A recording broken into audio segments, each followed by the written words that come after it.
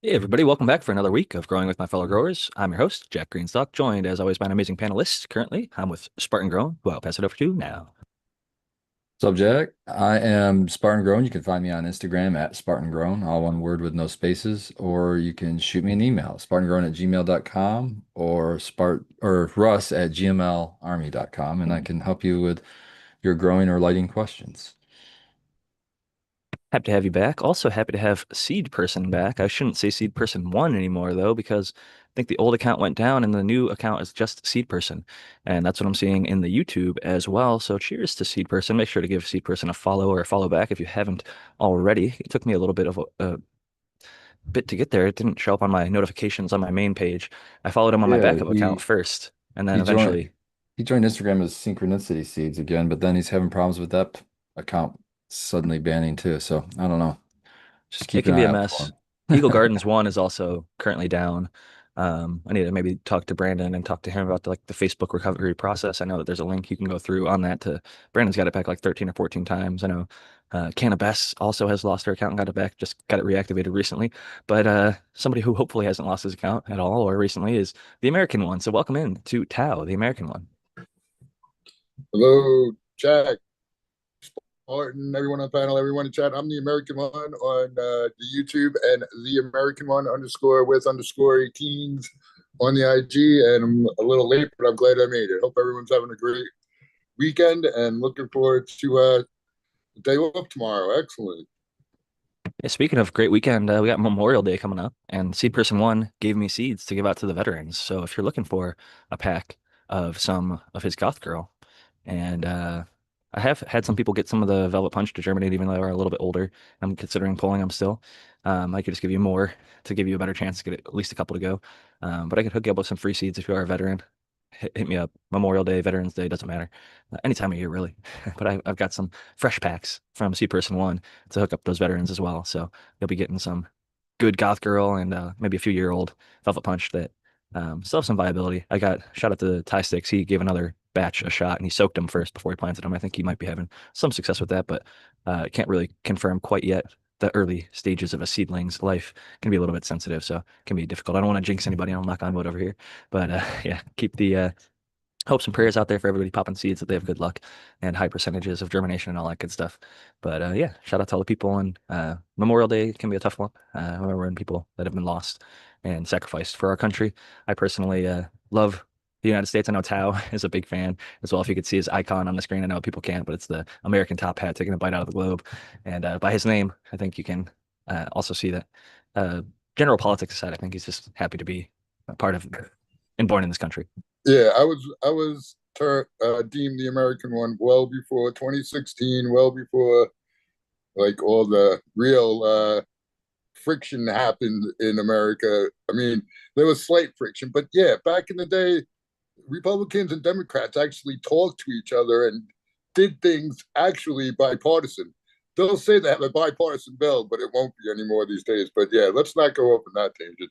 It's good to be in America. We take so much for granted here. And even if you think we're not like the best at this or that or the other thing, I think our freedoms are becoming more and more apparent with what's going on in other countries. And yeah, thank God we have the Constitution. Say, if somebody tells you to give up some of your freedoms for the greater good, remind them that the freedoms are the greater good, which I think is an interesting slash good quote. And I'm also happy to have a lot of the freedoms that we have, especially it almost seems dystopian looking at some of the other countries. We all have our own problems, corruptions, laws, and issues. And I think most of it is in the government, not the actual people on the ground, but it's up to us to kind of hold their feet to the flames and expose them at times. But we're more on the cannabis side of things. And admittedly, there is a lot of Well, bad it's policy. also our duty to uphold, you know, people sacrifice sometimes the ultimate sacrifice their lives to give us these freedoms, to just walk, years later to just give them up. That's a huge slap in the face to everyone that's fought for the country. And I don't, I'm not going to get on the soapbox for this, but I mean, I'm sure there's people that disagree with me, but I feel strongly about it. And it's like, you can't forget those who came before you because that's why you have what you have today. 100%. I will always, shout out my uncle and grandfather, World War II vet and Vietnam vet, no longer with us. They both made it home, but had tough lives afterwards. And even if you don't lose your life in service. It can be a difficult ride when you get back. So I've always got lots of respect and even patience with veterans. Sometimes I think a lot of the time they have issues and things that they might be struggling with that might not be visible. Just because they didn't lose a leg or an arm doesn't mean they don't have issues as well. Well, yeah, that's the thing with Memorial Day is there's some Mhm. generations that have never seen a war, right? There's a lot of generations now in the United States that have not seen a war, whereas back when Memorial Day was put into place, it was right after the big wars, right? So everybody could look to their neighbor and see somebody who had fought in the war or who didn't come back from the war. So it's kind of morphed, I think, not because of, you know, people's forgetting or whatever. I just think that the newer generations just don't even realize what it's like to come up when there's wars. There's actual wars threatening us, and you have to go and whatever, defend yourself or whatever you want to call it. But it looks like we lost Jack again. That sucks. I thought got his thing fixed. Either that or maybe I'm No, he froze up for me, and I'm here. So okay, yeah, good. No, so yeah, I'll get off my soapboxes. I don't want to, make it about Memorial Day so much as it is. Oh, he had a hard reboot. He's gonna be right back. Um, but yeah, I think it's like there's just certain little things like, for example, don't say Happy Memorial Day because that's what. Yeah, yeah, it's Memorial Day. It's you're supposed to, it's a memorial. It's more of a somber thing, but it's like when you remember the people that have served, not not so much a happy, joyous occasion. yeah. Happy that we have. Yeah, yeah. You're 100% important. We don't reflect on the things we should on certain holidays for sure. Right. I remember as a little boy even going to my uncle would take me Howell, Michigan, and not only would we do around our family members' graves, but we did around the whole service. They have a service section for service members, and we did all around all their graves and would plant red, white, and blue flowers, and we just made it a tradition, and so that if people were to come on Memorial Day, it was the day before. So if people were to come on Memorial Day, they'll always see that their, loved one's graves at least has some flowers on it. That's very cool. Yeah. But yeah, it's easy enough. You just go buy a flat of flowers at garden center and then, go plant them. But it makes all the difference in the world. But I'm getting ready to smoke some Vortex. What are you smoking on today, Tao? Dude, I think it might have been last week, but on someplace where I was explaining how I found these jars of the those autos that I had grown out from C Person. Shout out to C Person One. He gifted me some feminized autos, and like I'll tell the story again. So the first few times I grew autos, the very first time I had a whole bunch of seed, and I had them in 1 gallon containers, and they were underneath this table in my area, and I forgot about them, and they came up about a foot and flowered out. So this time, I that's what I was preparing for. I'm like, I'm going to get about a foot or two high, and it'll be flowered out, and it'll be done.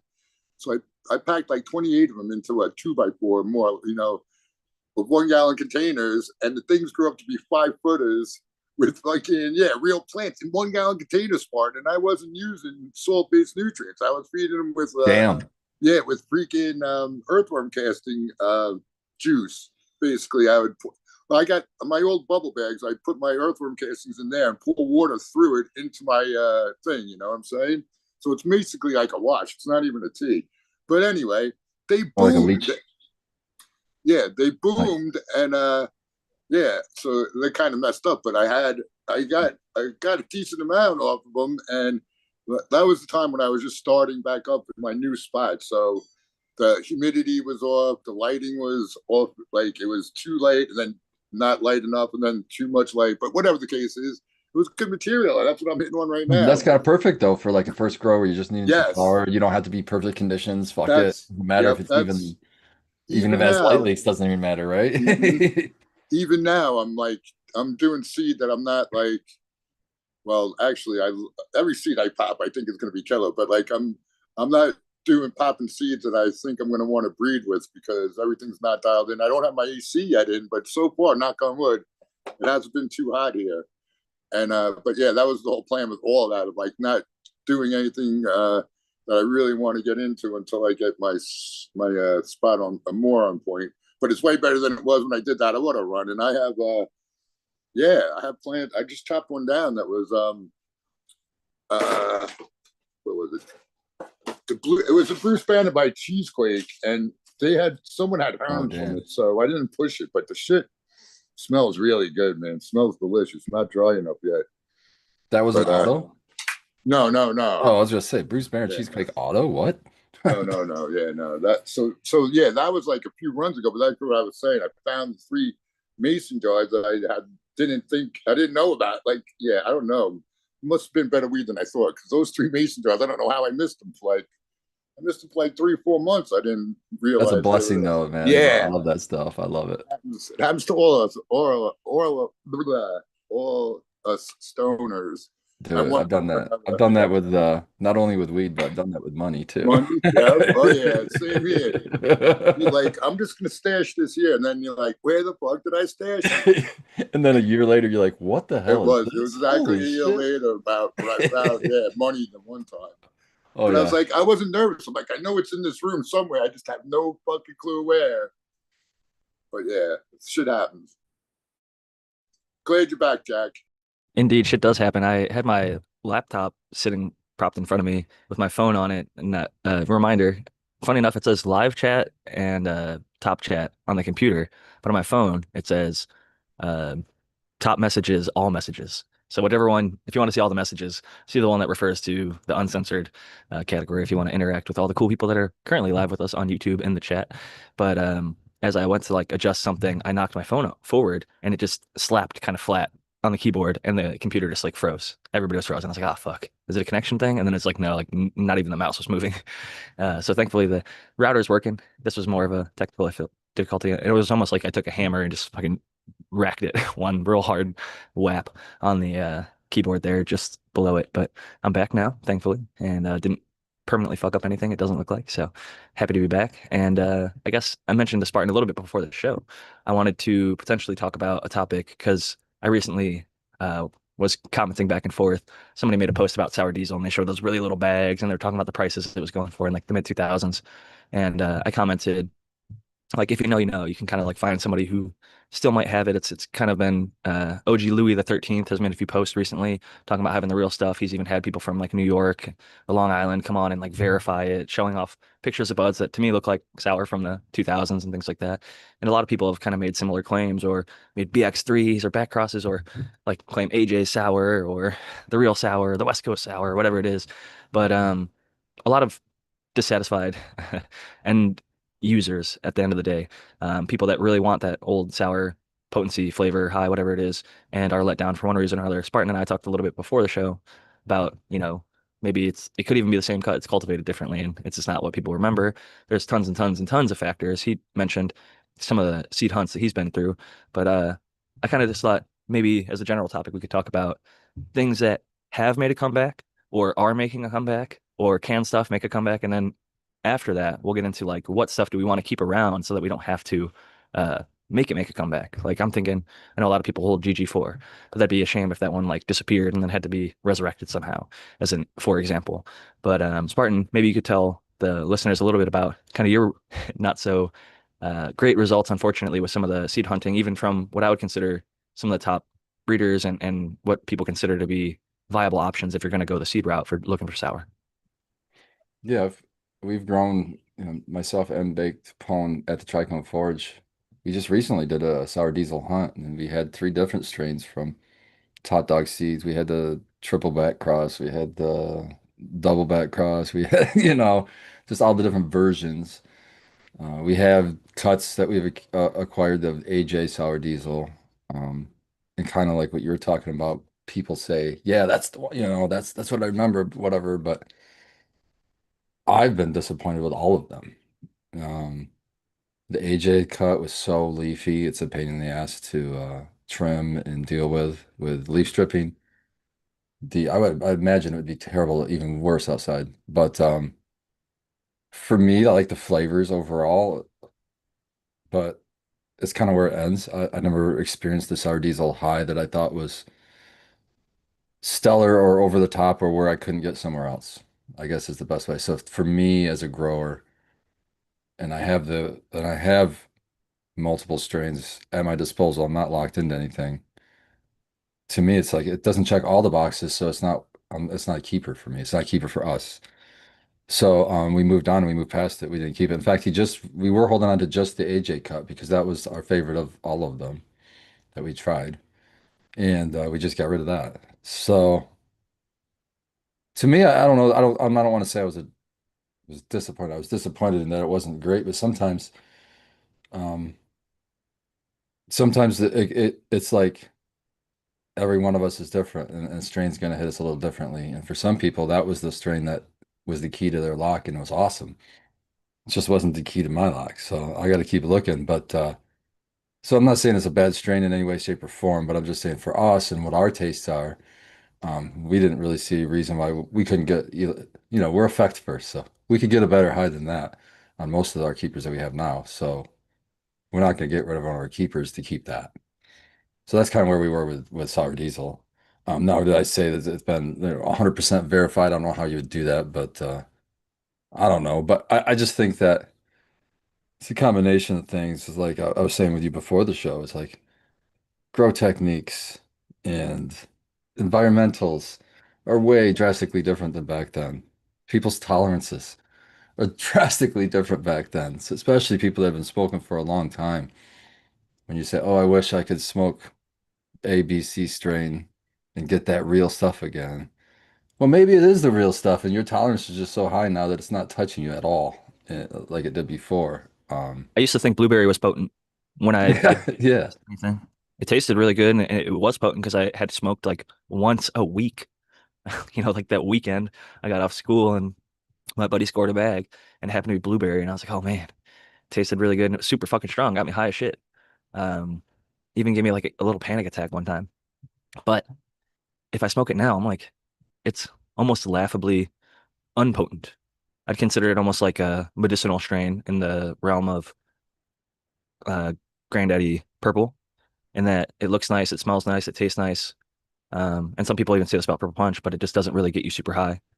A lot of people feel that way about purples in general, that they're not the most potent, but they do have a lot of medical effects. I think anthocyanins or other terpene profiles and other things in there, esters, aldehydes, ketones, etc. Even minor cannabinoids that might be associated with them. But I'm with you on the fact that I can get better highs elsewhere. I prefer chem or OG if I'm looking for raw potency and old school stuff. If I'm looking for flavor or specific kind of more sativa-esque highs or uplifting, or inspirational or creative highs, I like Jack Herrera, Jack the Ripper in those departments. So things that I do have access to and enjoy very much. So sour was not one, even though I did enjoy it a lot when it came around, and I've enjoyed it when I saw it again, more from like a rose-colored glasses, like nostalgia, like holy shit, this is really good and reminds me of that real stuff that I got back then. That at the time was some of the best shit. But no different than like Super Silver Haze was the best shit that came around that was like a uplifting sativa. And if I go buy a pack of Mr. Nice, Shanti Baba's Super Silver Haze now and grow them out, well, I'll find some pheno in there that will satisfy my taste and curiosity for that high. Even just general hazes, like old C haze or whatever, L haze, whatever hazes you can get your hands on, just raw hazes, I think pack a lot more raw potency in the psychedelic, kind of uplifting, trippy department than Sour Diesel ever did. But I think Sour was kind of like an NL5 haze in that and some people even theorize that there's some shared lineages there. Um, I've got like 10 different stories on what the real Sour lineage is. So there's a lot of non-agreement on that. But I think there's a lot of agreement that it was related to chem. There's some I chem was in just there. gonna say, what's the agreement on it? So it's a chem. The chem is the common one that I think almost everyone says. Chem was around before it. Those people in those crews were growing it. It did have a propensity to herm, and there's other good stuff around. So I think kind of similar to the point that I was making with NL5 haze, when you get a hybrid of a really, really good uplifting strain, like a haze, and a really good sedating strain, NL5, or like hybrid, somewhere in between, for depending on who's using it and what they're comparing it to, you can get a really nice balanced. It has a head effect and a body effect, what many would call a hybrid, but like it just really can kind of rock you because you might be used to only getting one, like the uplifting, psychoactive, psychological effects from like a quote sativa or uplifting strain, or something that's more sedating and more relaxing and more calming. When you get whacked by like the tingly body buzz of Indica and the uplifting kind of like zippiness in your head of a sativa at the same time, your body might like if you're not used to that really strong, potent hybrids that are like not only are they strong, they're stronger than both parents sometimes because like it brings the best of both effects to the party. And that's why like NL5, I think Tao has mentioned some of the stories from AK Bean Brains. Like he had an NL5 Haze Cross, I think, where people were like shitting their pants and stuff like that. They're getting so high. So, I mean, we're talking like we're like experienced smokers, adults, like not like kids trying it for the first time type thing. How would you like that for a disclaimer on product? Caution, may shit pants. It's like Grandma's Boy. I think they had like some strains like the zombie would like make you like walk a certain way. Or like South Park, they had like the brown note. You play like a certain note on the I don't know, what is it, a flute or something. It would make their fellow schools crap their pants or whatever, which always just random funny references there. But in terms of cannabis, ideally you don't want it to make you do that unless you're facing constipation, you know, and then when in which case that is a very serious thing a lot of people do deal with, unfortunately, especially if they're getting off like opiates or just have medical ailments. I find a lot of people I work with in the autism community have GI related issues, and I don't know if it's directly related to autism or diet or exercise or lack thereof, or a combination of things, often medicine.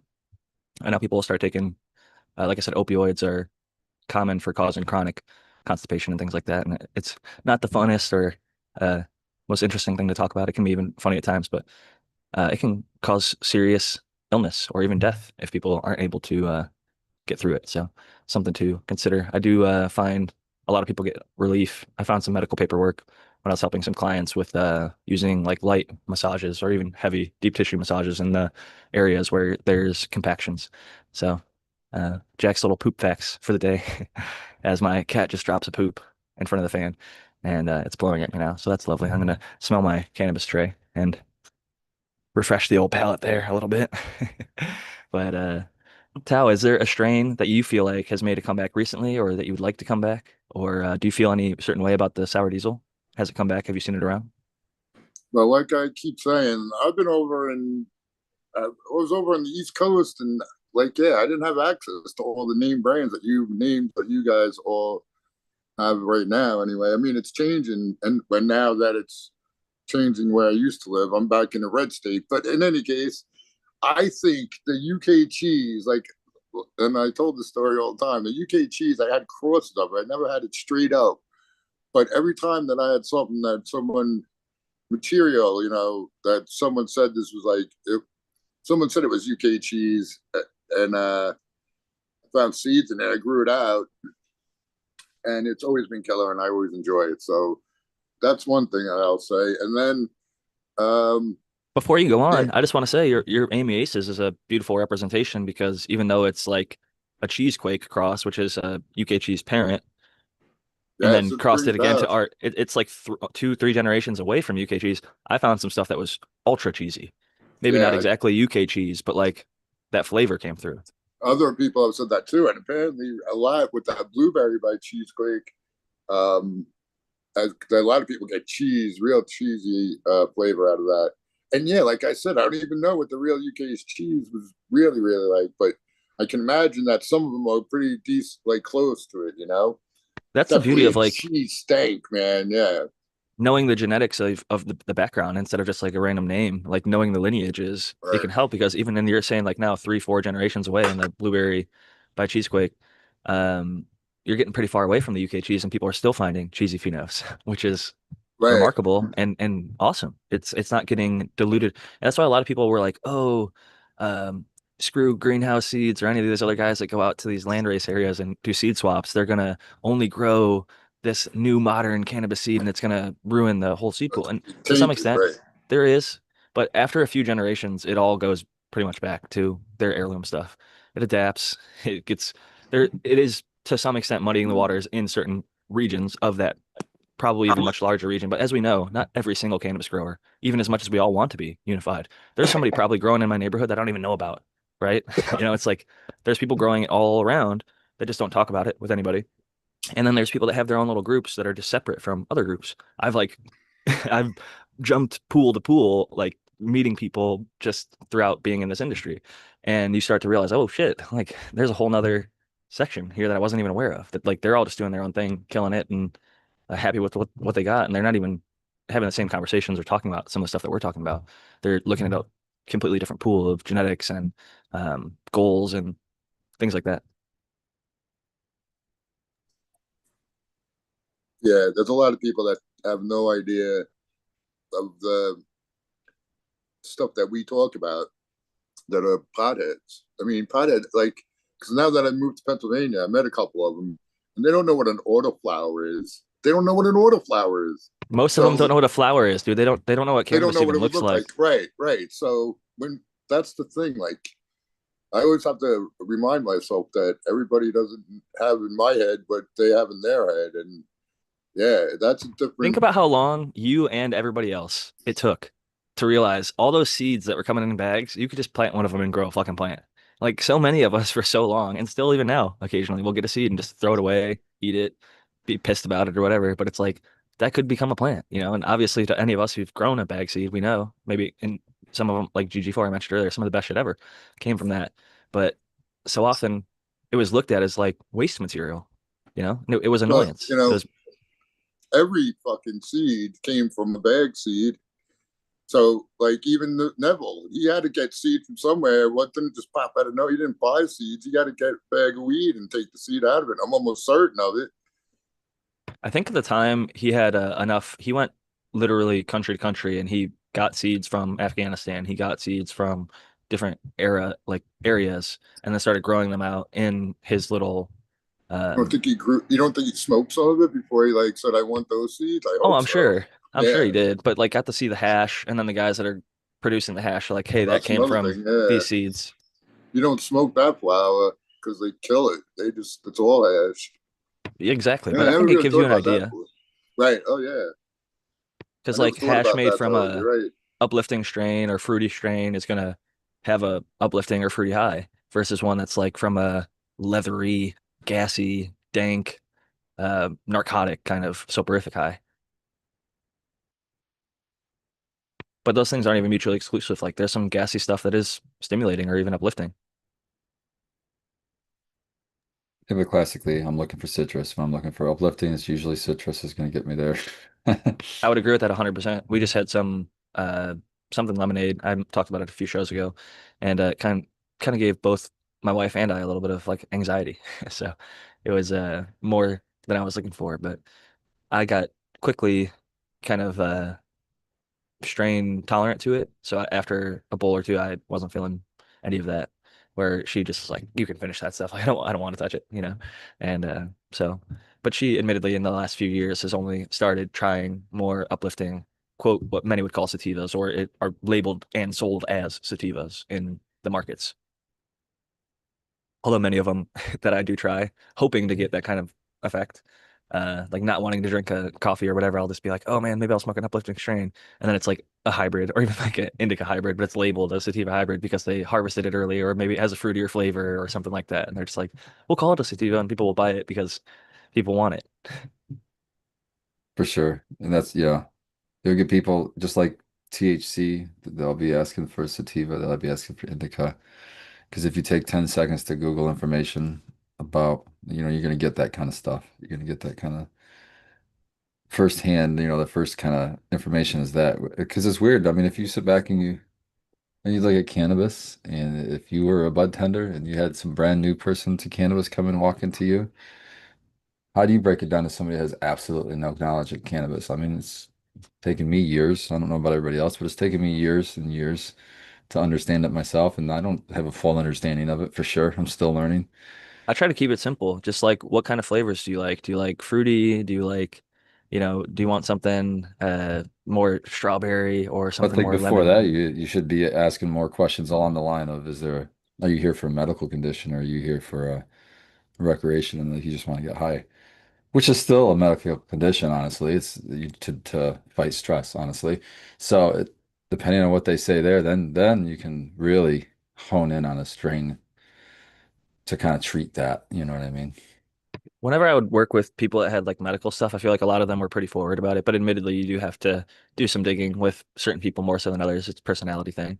But whenever I go in, like if I'm looking for something to sleep, what's your best thing for insomnia, or what's your best nighttime, or your best indica might be the way to talk to that bud tender because that's the way that they're used to talking to patients. And that is part of the lexicon of cannabis, whether we are choosing to evolve past it or leave it on the sideline. It's still part of our um, history in terms of the terms that we speak with. And a lot of people, whether we're talking about the growth morphologies or we're talking about the effects of a high, kind of think in indica sativa hybrid paradigm still. I think I'm kind of settled on. I'll use indica and sativa as an adjective, indica and sativa as adjectives to describe highs or to describe plant morphology, and but not to describe weed so much, and not a noun. Like that plant is a indica or that plant is a sativa. No, no, it because you could totally have one, half and half. You could be indica structure, but a sativa high, or vice versa. That can totally happen. And Yeah. My Platinum Yeti F3, it grew like from 11 inch in veg to 44 inches, so at 4x its height. You would call that a sativa structure. It was one of the most narcotic plants I've ever smoked, like up there with Donny Burger, cherry pie, like put you to sleep after you smoke one or two bowls of it, like eyes really heavy, glue you to the couch harder than Gorilla Glue will. And it looked thin leaf, tall, lanky, stretched like a mofo, and I totally expected and I even harvested it a little bit early. It still had kind of like yellowish, not quite white hairs, not quite orange, but the other plants with it were ready. And I just took it early and it was still really fucking narcotic high, like soporific as hell. And the morphology would not have predicted that at all. So I think you're right to use it as an adjective, like it has indica growth qualities or indica um, effects potentially if people are used to and even know those terminologies. Many people, like you said, somebody walking in brand new might not even know those terms, so maybe don't even subject them to it. Do you want something for daytime or nighttime? Do you have pain? Do you have sleep issues? Do you have anxiety issues? Are there other things that you're trying to manage? And I think a lot of the tools in the tool belt have been discovered over the years, and that's part of the reason that the historic stuff is so valuable. It's been fairly well vetted. Like a green crack, 90 out of 100 people or more are going to get an uplifting effect. Like the name used to be something else. It was called like Kush with a C. Snoop Dogg called it green crack because so many people got that kind of crack-like effect, and it was not crack, it was cannabis. So the green version, just a little bit of a crude nickname, but there's a little bit of that history. And I think it's okay for us to use names like that, but maybe clean it up a little bit, not have as much of a controversy there.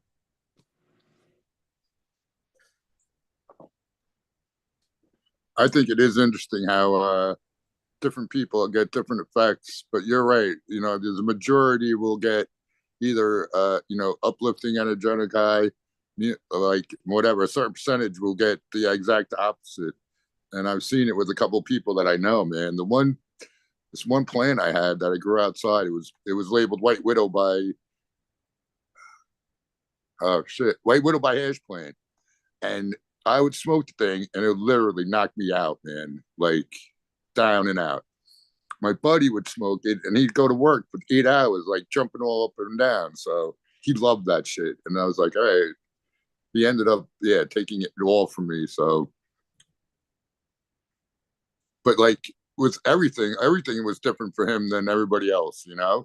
So it definitely can be different for different people, even though, yeah, I have yeah, a friend that it's almost always opposite effects. So yep, whatever yep. it's hitting him opposite almost every time. It's so wild. Opposite Uh, endocannabinoid system. It's yeah, like encoding in binary code. It's real simple. You don't have to know shit about actual coding, but there's zeros and there's ones, right? So there's only two things that it could be. It could be a zero or one. There's different ways that you can arrange the zeros and the ones, but those are the only two options. Well, with your endocannabinoid system, I think your zeros and ones, if our endocannabinoid system was a binary code, are kind of flipped. And like in humans, there's like our genetic codes has like A's, T's, C's, and G's or whatever, and there's certain combinations of them and how they can come together. So theoretically, you could just have the exact opposite pairs on each chromosome that mattered in the endocannabinoid system. So each time you guys try a strain, like you get an uplifting effect, he gets a sedating effect, and it's almost like a perfect person to bounce it off of because you know if it's going to be uplifting for you, you could almost be like, hey, I think this one's going to be sedating for you, you know, and just kind of verifying that. And also maybe keying in on specific cannabinoids or terpene profiles or other aromatic things that go towards the entourage effect that maybe 9 out of 10 of them, you guys are the opposite, but that one you're the same on. And maybe the one, it's like THCV is in there. And that THCV makes you both uplifted because it's like THCV just don't give a fuck. It's gonna uplift you no matter what. That's the key to Vortex, I think, why I like Vortex so much. It's got that THCV in it. I think that was the magic in a lot of subcools work. The secret potency, it didn't have the ceiling cap like a THC. I can smoke 99.999 THC distillate all day long and I won't even get a little bit high. It's like the flattest buzz of all time. Like if you put like 5% terpenes or 10% terpenes in there, you're gonna get like 6 times as high. It's not like double as high. It's just like the entourage effect unlocks so much more, even like a drop of CBD in there, like which brings you down typically. I just think it opens up. The more broad you get with the cannabinoid system, the more keys you're opening lots and lots of doors, not just one. With What I THC, you've got find, one key, one door. this is my just my own experience, right? I haven't done the experiments, but the effect of adding CBD to dabs, adding CBD to flower, to whatever. I noticed that it's like if you picture the high that you get or that you receive from a THC and no CBD, that's kind of like a peak, it comes down. What I feel CBD does is it like pushes that peak down, but it stretches it out. And what I mean by that is I don't feel like I get, for one, the onset of the high takes longer to hit me to where I feel it. And I don't feel like I get as high, but I still feel the effect. But I feel like I've got that effect for a lot longer. So it extends the high longer, but it's kind of not as high of a peak on it. So I thought that was really interesting about CBD because especially people that are trying to stretch their medicine, maybe mix a little CBD in there and it'll extend your high a little bit. I feel that way with full spectrum generally. When I went from distillate edible to like a full spectrum RSO, RSO will get me high in a certain amount of time versus like a micronized or rapidly available, whatever fastest sounds that they could have. But what none of the other ones would do is keep me as high, as long as the RSO. And the RSO actually, I think, kind of breaks the mold because it gets me, it's like a long, slow creep to like a giant peak where like a disty is like a maybe quick creep up peak and then like a tapering down. That RSO is like a creep, creep, creep, creep, creep, and it's like way fucking up there, you know, top thrill dragster shit. They're way up at the top. And it's certainly, I think, my preferred, most potent medicine. And I think a lot of people, when they start using concentrates, if they go down the distillate road, it'll only work for so long. You build a tolerance so quickly most of the time, unless you're taking microdoses. 1 to 5 milligrams at a time, just a couple times a day. And that's all you take. If that's like a big enough dose for you, I think maybe you won't have an issue dosing with potentially distillate. But even then, I think it'd be better to have a little bit of CBD, a little bit of, THCA, a little bit of THC, a little bit of CBG, a little bit of CBN. Throw it all in there, unless like you're really trying to avoid certain stuff. Like if you know you're sensitive to CBN, it'll put you to sleep. If you even have like 1 milligram of it, don't put it in there, unless you want it to go to bed. I absolutely agree. There was a Yeah. question in chat that somebody was asking, forget who it was. Hold Oh, on, it would before have we been go Cal. on, Go ahead. I want to mention I saw this show, it was a documentary on cannabis, and some chick in the UK was going to try it for the first time, and she went to this like doctor's office, and they had liquid THC and liquid CBD, and she got it injected with straight THC, and she was like, it looked like she was scared, like she was scared, she was like totally freaked out. Then they gave her one with THC and CBD, and she couldn't stop laughing. It was like the giggles. So definitely there's a difference when you take straight THC or THC with some CBD. It changes it for sure. And I found it. I don't know if I have it queued to the right spot, but I'll put the link in the chat. If someone wants to check it out later. But yeah, they inject it into a vein. So that was something I hadn't seen before that I saw that. So there's something that's different. And yeah, so she was morbid. She's like, she thought, I don't know, she thought she was dying, but she's like, yeah, she was not happy with straight THC. But when they gave her THC and CBD, she was like laughing like a kid. And they found that out pretty long ago at this point now, and they think they're pretty competent in a lot of cases now of administering better dosages and more well-rounded dosages because very few people react super positively to just THC by itself. I think accompanying it with terpenes or CBD or other things is going to make the experience longer lasting and just more pleasant. You know, it doesn't have to be a panic inducing agent. It can be just a pain reliever. It can be just a sedative, you know. It can be something to stimulate you if you need that. There's everybody's body reacts a little bit differently, and it also depends on what it's paired with.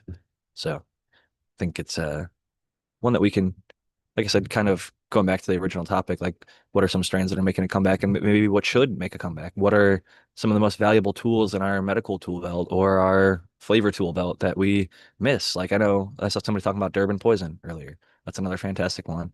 I put Durban in like that high terpinolene, maybe THCV in there, I would guess. I haven't seen tons of lab testing to support that, but I have seen occasional lab tests where it does show up. And I've seen other strains that are rich in THCV that are similar tasting and feeling highs to the Durban poison that I've had the pleasure of experiencing. That being said, I've never been to Durban, South Africa. Don't think I'll be going anytime soon. However, it'd be super cool someday to check out.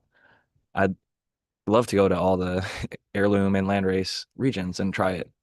Um, for lots of reasons. Certain regions are not great for people to travel to at certain times. So again, keeping the that stuff aside, I wish it was for both directions. Y'all could come here and we could go there because I'm sure there's people out there that are in certain countries that would like to come here and maybe they can't for one reason or another. So the Yeah, cannabis tourism is limited, just like cannabis access is limited. That's part of the reason we got to keep fighting for better laws and expansion. I've always maintained that, like, yeah, if you're gonna you want to try the Durban poison, if you get the seed and grow it in America, it's not going to be the same as if you went to Durban and smoked it there, or got it there for sure. You know, that whole terroir and environment thing is going to change it drastically, I would imagine. And if you, even if you did that, say you were in Durban and you grew it in Durban, it's still not going to taste the same as the stuff that was grown over or that was smoked over here because that stuff at very best traveled for how long to get over across. The impact's probably not the best. So that all changes the way things cure and what chemicals are left behind. So, but I mean, I don't know. I really like Durban poison, and I think it has a unique taste that kind of stands out. So, there's something in there that makes it unique. I don't know what it is. That I really love the anise in it a lot. That one really stands out. You don't get a lot. At least I haven't. That doesn't come around a lot. That kind of flavor. Yeah, it's less pronounced than a lot of the stuff that has terpinolene, like train wrecks or Jack Harriers don't have that anisey note. And the anise can be super heavy in Durban, apparently, depending on where you're at and who grew it. I've seen even just the morphology of the plant, like their stuff looks more tie sticky in the actual native lands. Like I've seen people in South Africa live plants and like fresh harvests, and it looks like longer colas with like almost like pinky to like ring finger size, depending on your hand, colas versus like, I don't know, golf ball size round potentially. Like number two pencils side by side or something like that.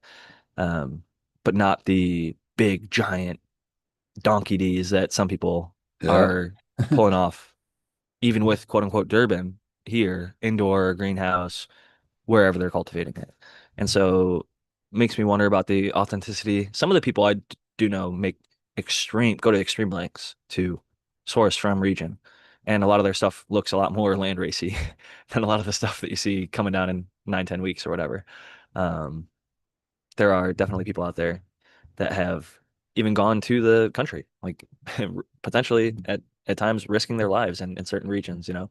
So shout out to those people. And it's cool that fortunately many of them have been able to get seeds back.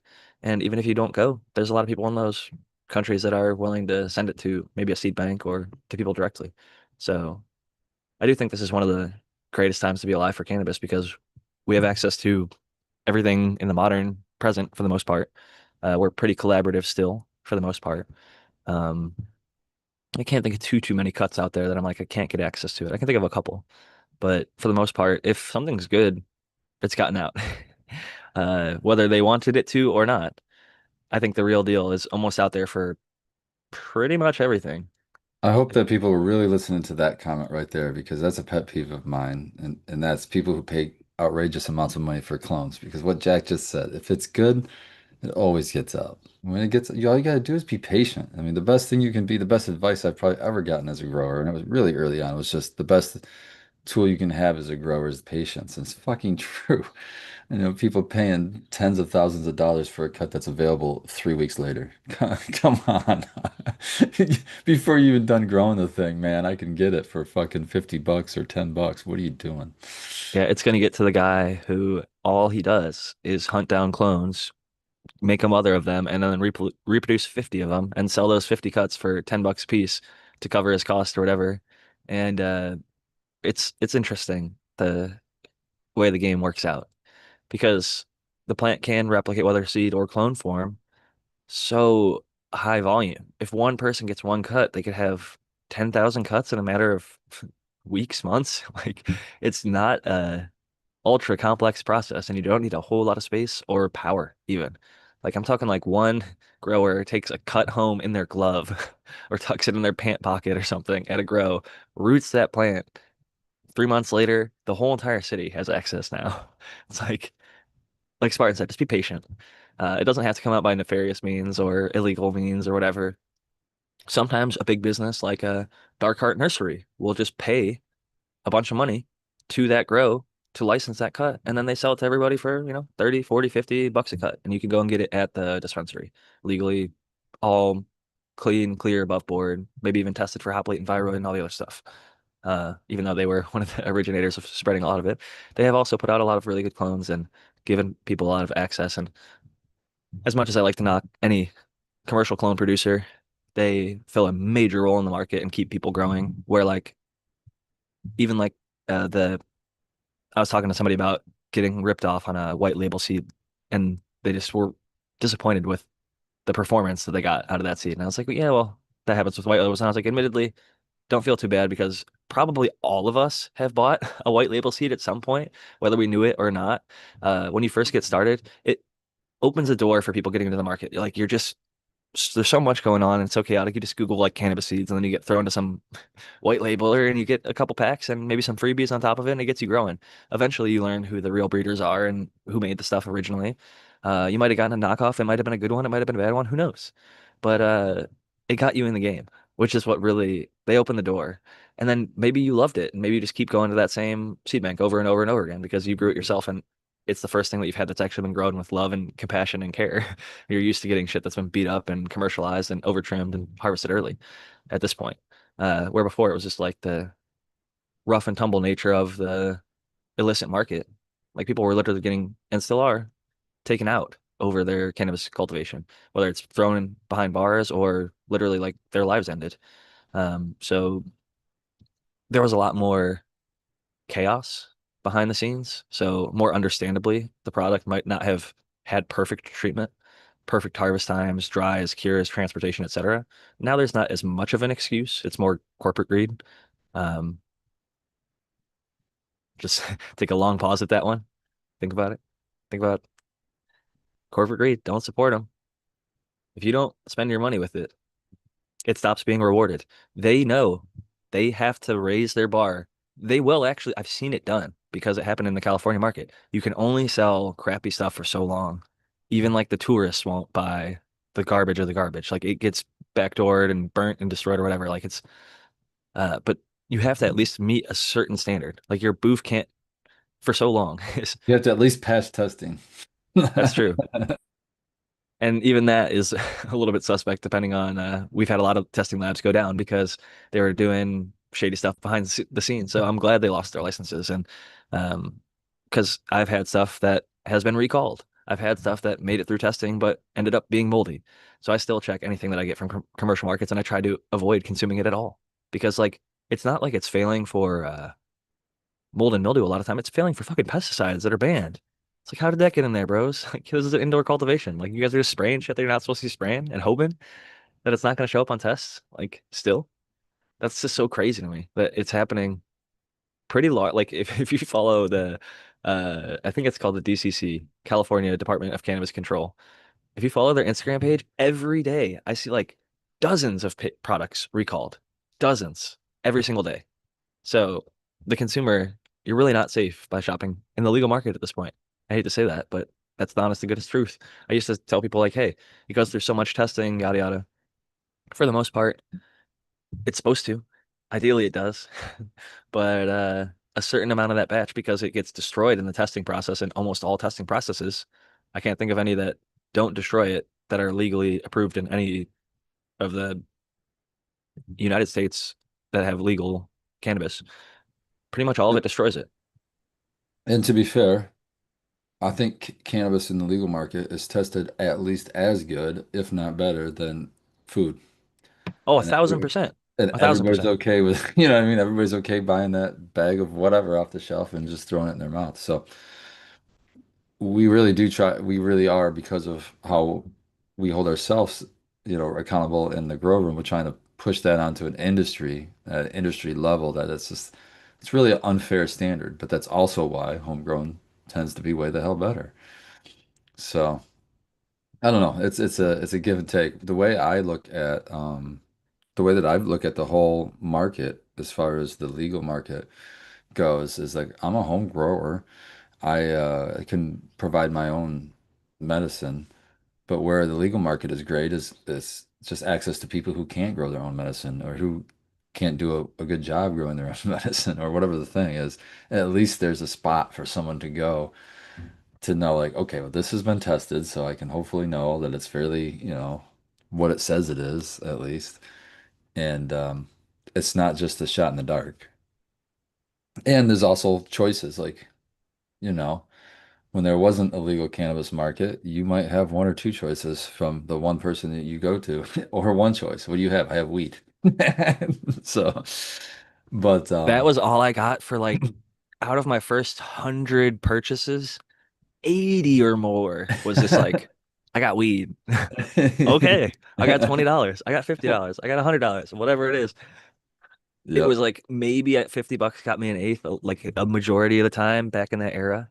But and that's actually funny enough, oddly, around where things have leveled out in the California market for like the higher quality stuff, so to speak. But I still think that's crazy prices now as a home grower. I'm like, damn, dude, like for 3.5, fifty Yeah. dollars, shit. You could grow it for five, or Yeah. less. Like $1 a gram is $3.50. And I've hit that many a times, or even less on good occasions once you get set up and rolling. Or if you're an Uh, outdoor grower. oh, outdoor is even crazy lower. Yeah, yeah, dude. But I'm talking about like if you're trying to shoot for like what many would when I started growing again, my goal was to replace my habit of going to a dispensary and like buying the top. I got past the THC thing and I was like, what's the best sativa, indica hybrid, whatever? What's your best cherry flavored thing? What's your best lemon flavored thing? I wanted to find just the craft, the very, very best of whatever it was. And to support that habit gets expensive real quick, especially when you're making what equated to like $9 an hour after taxes when I was Yeah. just getting out of college and working my first job in California in the San Diego area, which is one of the most expensive areas in the whole fucking planet. And gas wasn't cheap, and I was driving a car that I was driving all around the city with my very low paid job, but it was a struggle. But I got to experience a lot of different flavors, and it really pushed me to even in a very small space invest in a grow tent, a light, a setup, going and finding a good mentor locally, listening to them and not believing everything on the internet sometimes, trying their system first, and then branching out and figuring out my own thing. I don't grow in the same style that he did, but I did several grows that he did with his nutrient solution. And I think that if you have the opportunity to find a local mentor, it's so sad because so many of the hydro shops have turned into hellholes and shitscapes at this point, or shut down entirely, which is even more unfortunate. Um, if you can find a local mentor to help you grow, that'd be amazing. But if not, hit up one of the gentlemen on the show or people in the chat, or go on like Coco for Cannabis because he has like a 24-hour live commentary where people just start talking about, they'll answer your questions and they're experienced, knowledgeable growers. And there's many places online where you can find places like that. So it's definitely not as difficult to approach as I think many people make it out to seem.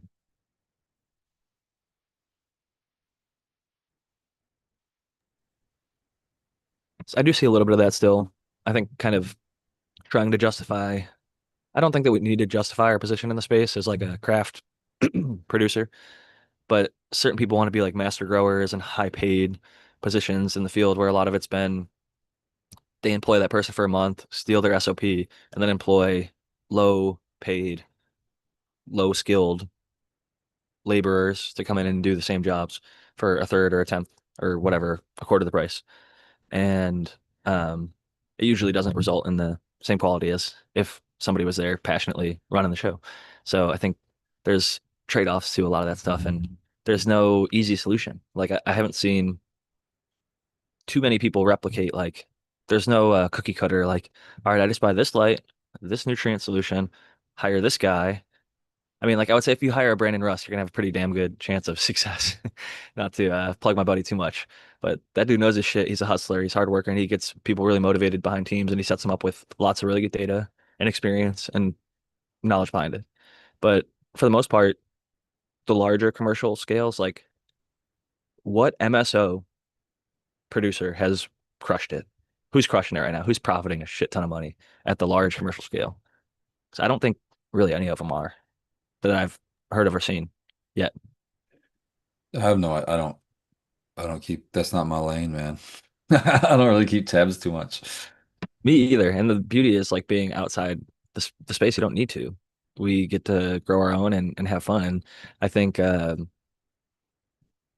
seen at least one group. They're not like MSO. I've talked about CBX.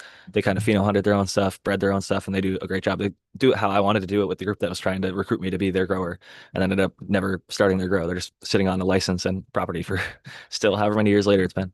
Um, Bought up a whole bunch of seeds on my recommendation too.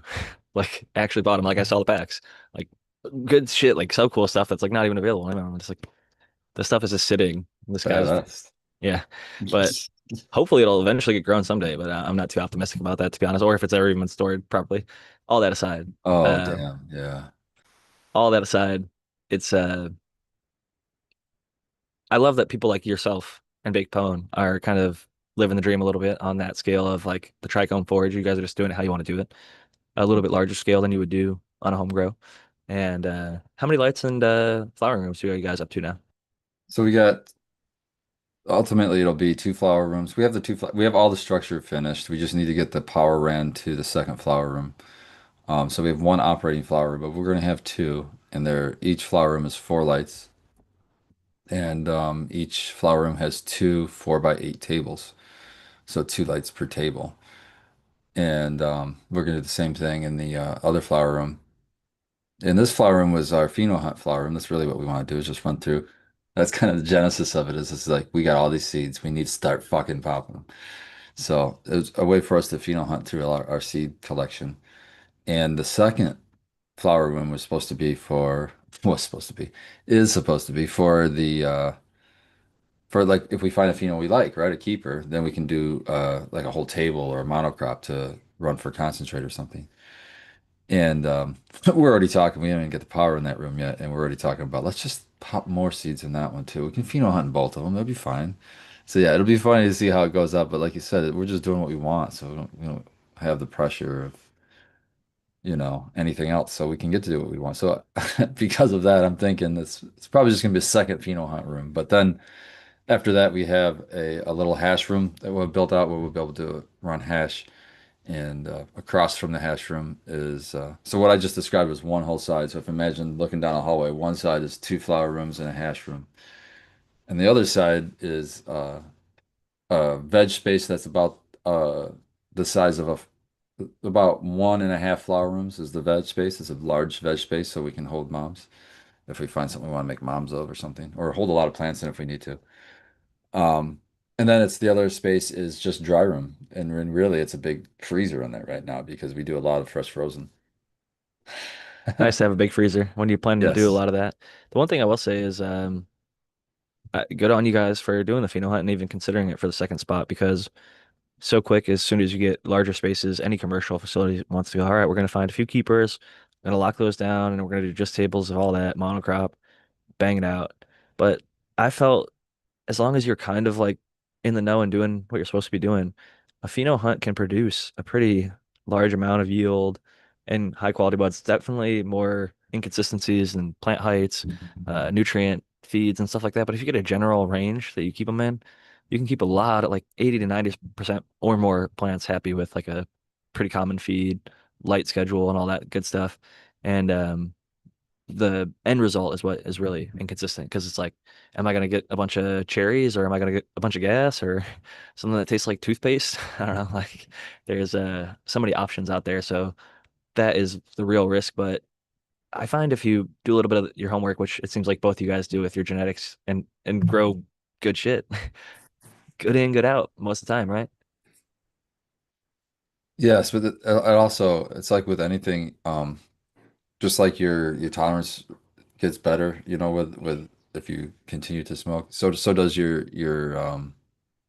you get picky, you get more picky, right? So the more strains that you see, the more that you're like, oh, wait a minute, this is pretty good, but I've seen this other one that was like this, and you know what I mean? So it makes you more picky. So I don't know if it's necessarily a good thing, but overall, I love it, the fact that I just get to experience all these different cultivars. So yeah, it's made me way more of a picky grower, way more of a picky kind of consumer too.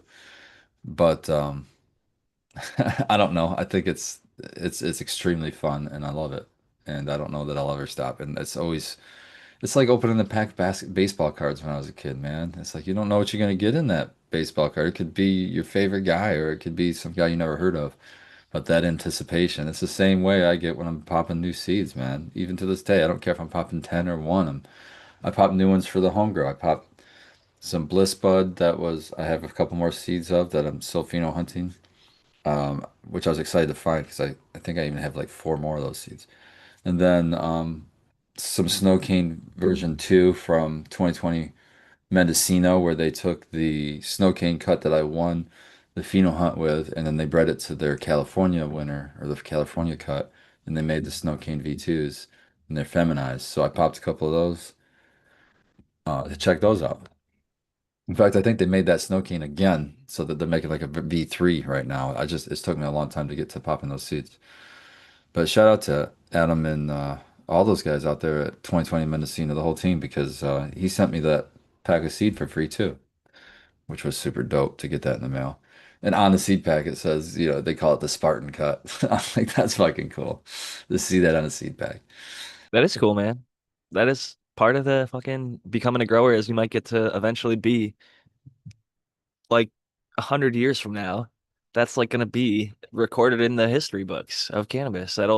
He's going to presumably that cross is out there now, and people might find winners in there and then cross it to other stuff. It's like you've allowed it to be part of a genetic tree that like you have the provenance. Like somebody could say, I've got the thing, the Spartan cut of the snow cane. I've got a pheno of that. My number 6 is just like you described. It's got that, whatever flavor.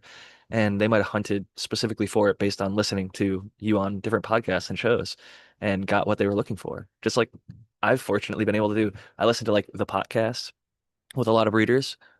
I'm like, wow, this guy sounds like he's got a lot of passion. Or this gal sounds like she's got a lot of passion. She sounds like she knows what she's talking about. She's saying the names of every one of the crosses and the lineage and why she worked with it and this and that. And then I buy the stuff and I grow it out and I'm extremely satisfied because I get exactly what they're describing. And it's like the work pays off a lot of the time when you find somebody who's spent a few years and has a big group of testers to prove stuff out in other people's gardens than just their own. Because I can grow dank in my garden all day, but sometimes it doesn't translate to your garden or somebody else's. And so maybe that's just me thinking my own Or shit's great. Or sometimes, and I've seen this myself, I'll say on plenty of occasions, you give somebody like Spartan Puke and they'll grow a fucking 15-footer outside or something ridiculous. And you're like, where the fuck did that even come from, man? What is that? So yeah, there'll be people out there outgrowing your ass too. Don't forget that. I got humbled real quick when I started sending out the Velvet Punch F2s when I was first sending out testers just for fun when I was messing around, just first seeds I ever made.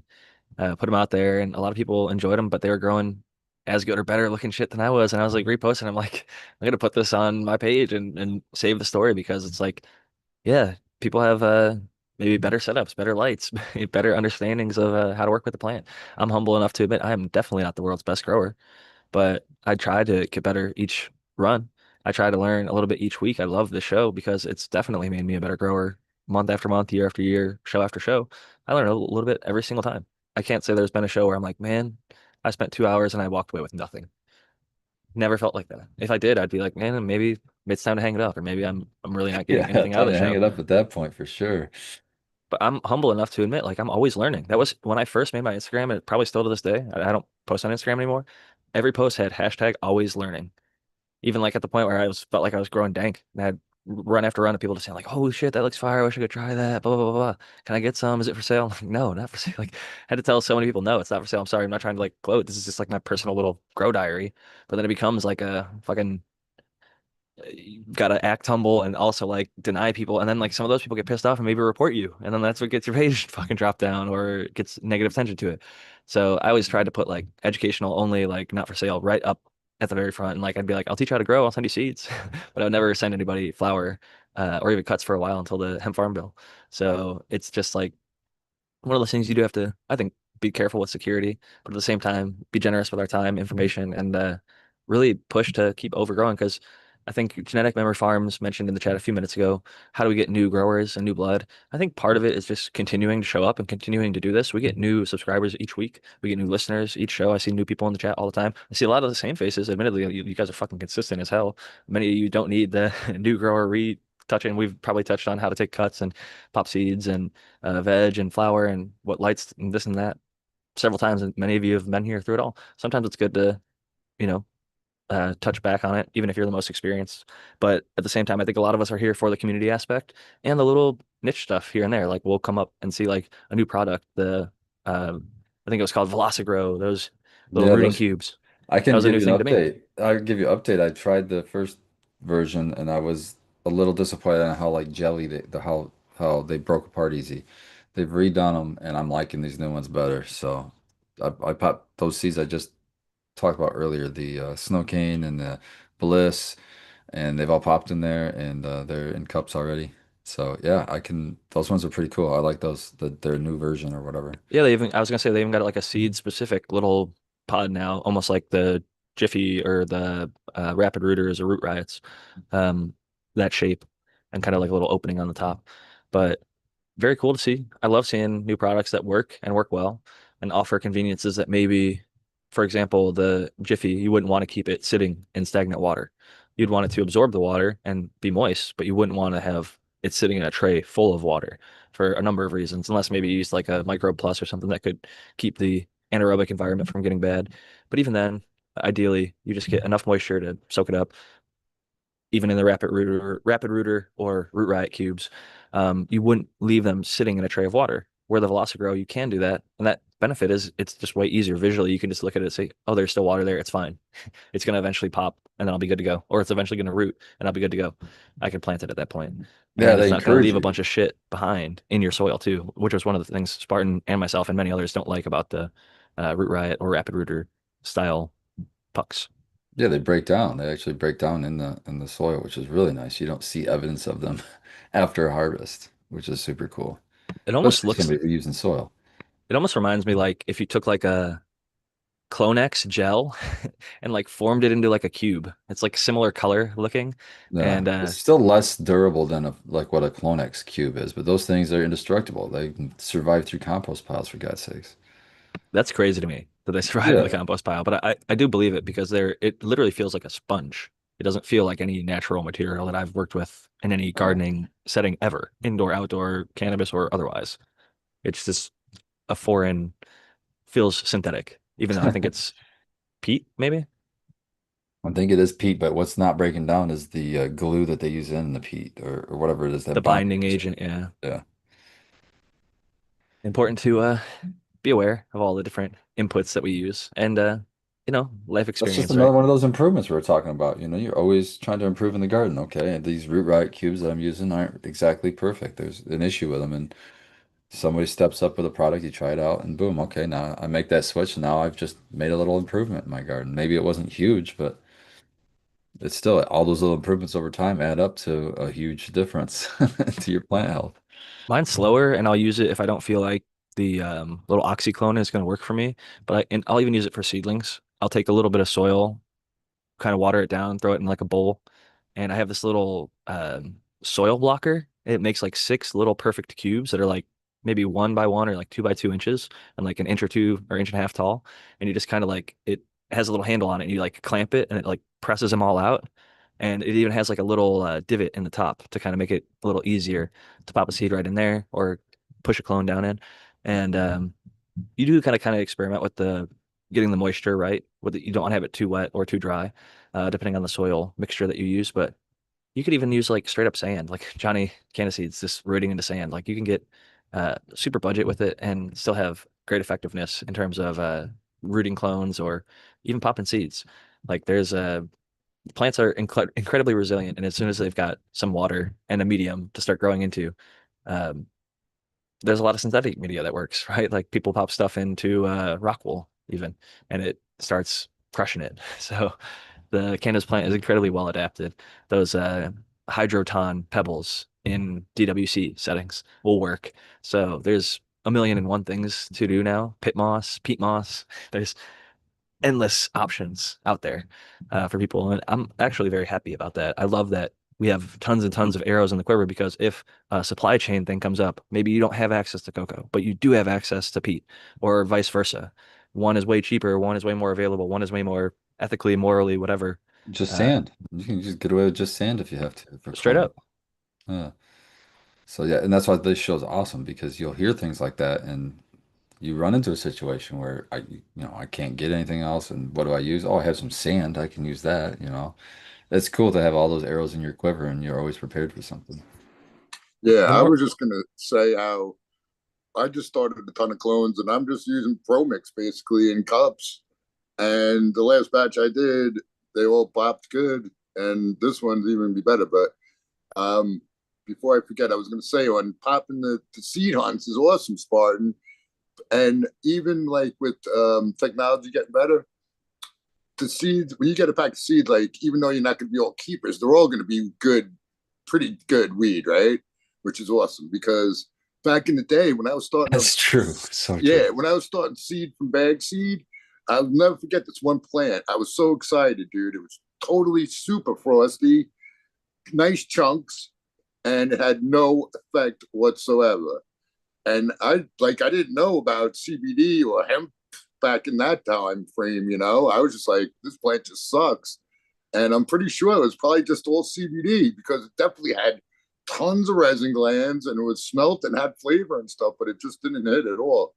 So yeah, that's one of the good things about starting up seeds now. Even no matter who you get them from, it's almost you're just gonna have varying. Well, I guess they might still be.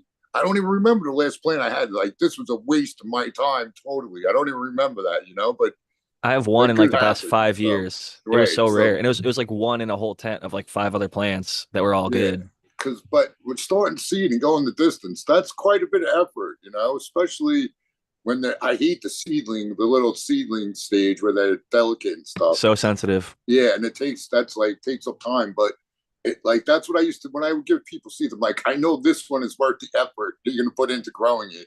I'm like, I don't know about those other ones, but this one's worth it. So yeah, that's what I used to tell people. Like when I knew I had something that was worth it. Anyway. I will say if you're looking for some seeds that are worth it, somebody I haven't shouted out in a while.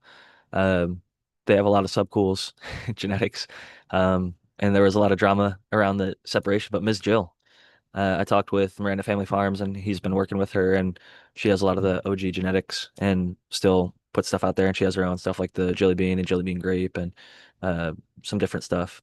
But she's got some of the originals as well, like the I think she has one of the maybe Agent Orange or Agent Orange F2, but still a lot of fire stuff. If you haven't ever had the chance to maybe go down the Subcool selections, she's still got some of the really good fire out there. And I think North Star still has some of his old gear, and I think Badger, Subcool Seeds is still a thing. I think with Will and was it Vicky, Miss V or something? yeah. I think they're still a business too. So those would be the places I'd be looking for the Subcool stuff. Or if you're interested in Vortex, I got some more of the F2s I've made. If you want some of those, let me know. I'll send some out. Rasta Jeff had some Jack the Ripper F2 stuff he was doing for a little while. I don't know if he's still doing that. Oh yeah, Higher I forgot about genetics, him. Yeah, higher direct. he's got F2s for Jack the Ripper for sure. I think I just looked here the other day and I saw he had some. Hell yeah, man, because that's some of my favorite shit. And I love Rasta Jeff. He's been doing the Grow From Your Heart podcast longer than we've been doing Growing with My Fellow Growers podcast, which is a long ass time. He's on like the 800 something episodes, I think, or maybe even the thousands at this point. I love Rasta Jeff's vibe, his personality, his experience. He's the real deal. Been at it for a long time. He knows his shit. I've listened to a lot of the Grow From Your Heart podcast. Um, One of his series, like, definitely very like I've had like a 9 hour series. It was like three-hour episodes. It was like how to get grow, like how to start growing maybe or something by Ross Jeff on the um, Grow From Your Heart podcast YouTube channel, I think. And man, he's got definitely he knows his shit and grows some good herb and breeds some good stuff, and he's got his hands on good genetics. So you can't hate it. I'd still consider him like a craft boutique kind of guy, like on the smaller scale, but many know of him, and he's well respected in the community. If you know, you know. But if you haven't heard, definitely check him out because many people are like, "Hey, I'm looking for something orange." Like, "Oh, try some orange gasm," and it's like, "Oh shit, it's out of stock." But I think he might make some again in the future. I don't know. He Um, definitely has commercial experience, but his seed operation might be small scale, but he's definitely not small scale. Yeah, he just does a really good job in the industry. I love educators in the industry, and his is free, right? Just like this, not charged for. So I gotta respect that. And what I like is how detailed he is about. He'll take one subject and he'll from beginning to end and walk you right through it, which I really like that. It's a good way to do it, I think. he'll answer emails too, like whole episodes on two or three emails, and maybe even just a single email. I think I've shit. I may have been an email on some of those episodes. Jack Greenstock asked blank, blank, blank, and he'd fucking go into great detail in answering it. And gotta appreciate that kind of stuff because giving access to the community and sharing his time so generously. Um, Obviously, I think anybody who, like myself, if you getting yourself out there, it helps to grow your brand too. So I think he and his brand has benefit over the years, and rightfully so. He's given away thousands of seeds over the years. He was like just like Subcool, giving away many, many, many packs at many shows before he gained as much notoriety. Where now he's selling a lot more packs. So I'm happy for him. I love to see it. I like to celebrate and lift up anybody in any way that we can. I know we're a lot smaller show, but I still like to point people in the right direction because oftentimes it's easy to think about the people that are doing it the wrong way. But whenever I think of someone genuinely, like in the moment, this wasn't like a plug. He didn't say, "Hey, Jack, can you shout me out on the show or can I come on your show?" No, it was like No, I thought about this in the moment. I just recommended him and Miss Jill, genuinely, two people that were asking about. Maybe it was the same person. They were like, "I'm looking for something orange and something grape, but I don't want gas or pine or something in there." So I was like, "Well," I started thinking more. Definitely, they were talking about Crockett as well, and Crockett has some good stuff. But I do think there's some gassiness in like the Tangy and that side of things. But I think I recommended the Subcools stuff from Miss Jill and a few other things. But yeah, gotta shout out Russ Jeff whenever it comes up naturally because he is a great dude and he's been yeah. very open and a friend of the show from a distance. He's always been able to comment back and answer back and on X or Twitter, whatever you want to call it. He's engaged with me there on posts and things like that. So great dude and just general like real person in the community. Like he's not like a fake shill business person. Like he's living and doing and breathing all the stuff and not being an asshole, which there's a lot of if you're in the any industry that serves people over a lot like long time, like a lot of people are like, I'm just not going to deal with them at all. I'll send it to a seed bank and let the seed bank deal with all the people because it's hectic dealing with order volumes that they get to at those times. But he seemed really open and connected to the community, and I think that there's something that should be rewarded about that. Him and all the other breeders that are able to do it, because I know it's extremely difficult, even on the extremely small scale. It's tough to keep up with all that stuff. Yeah, and he's done a lot of his work is with sativas, which is not super popular as far as breeders go. So shout out to Jeff for doing that too. That's keeping that sativa line of things going. He's not the only one by any means, but he's, one there's not the majority, that's for sure. Not the majority of the breeders doing that. Definitely agree there. And as somebody who enjoys them, I'm thankful, and that's why he's one of the few on my list. There's less than 50 that I would confidently put my, you know, suggestions behind. I've either grown them out myself or know many, many people that have grown them and have gotten to try the product myself firsthand. So I don't like to give recommendations willy-nilly because so much looks really good from afar, like online, or you hear from someone who might have heard from someone. And then when I actually get to try it, I'm let down, like more often than not. So I might have suggested things to people that I thought would have been good, and then turns out it ends up sucking. Or maybe for me it sucks or whatever, or just generally it turns out to like never stick and doesn't become the thing. Because there are people that are just good marketers and at getting hype trains, but at the same time, like when you have a good product, I think Subcool used a lot of marketing lingo, but his shit was actually really flavorful and really potent. So it's like he had the right to kind of hype it up a bit because it was actually really fucking good.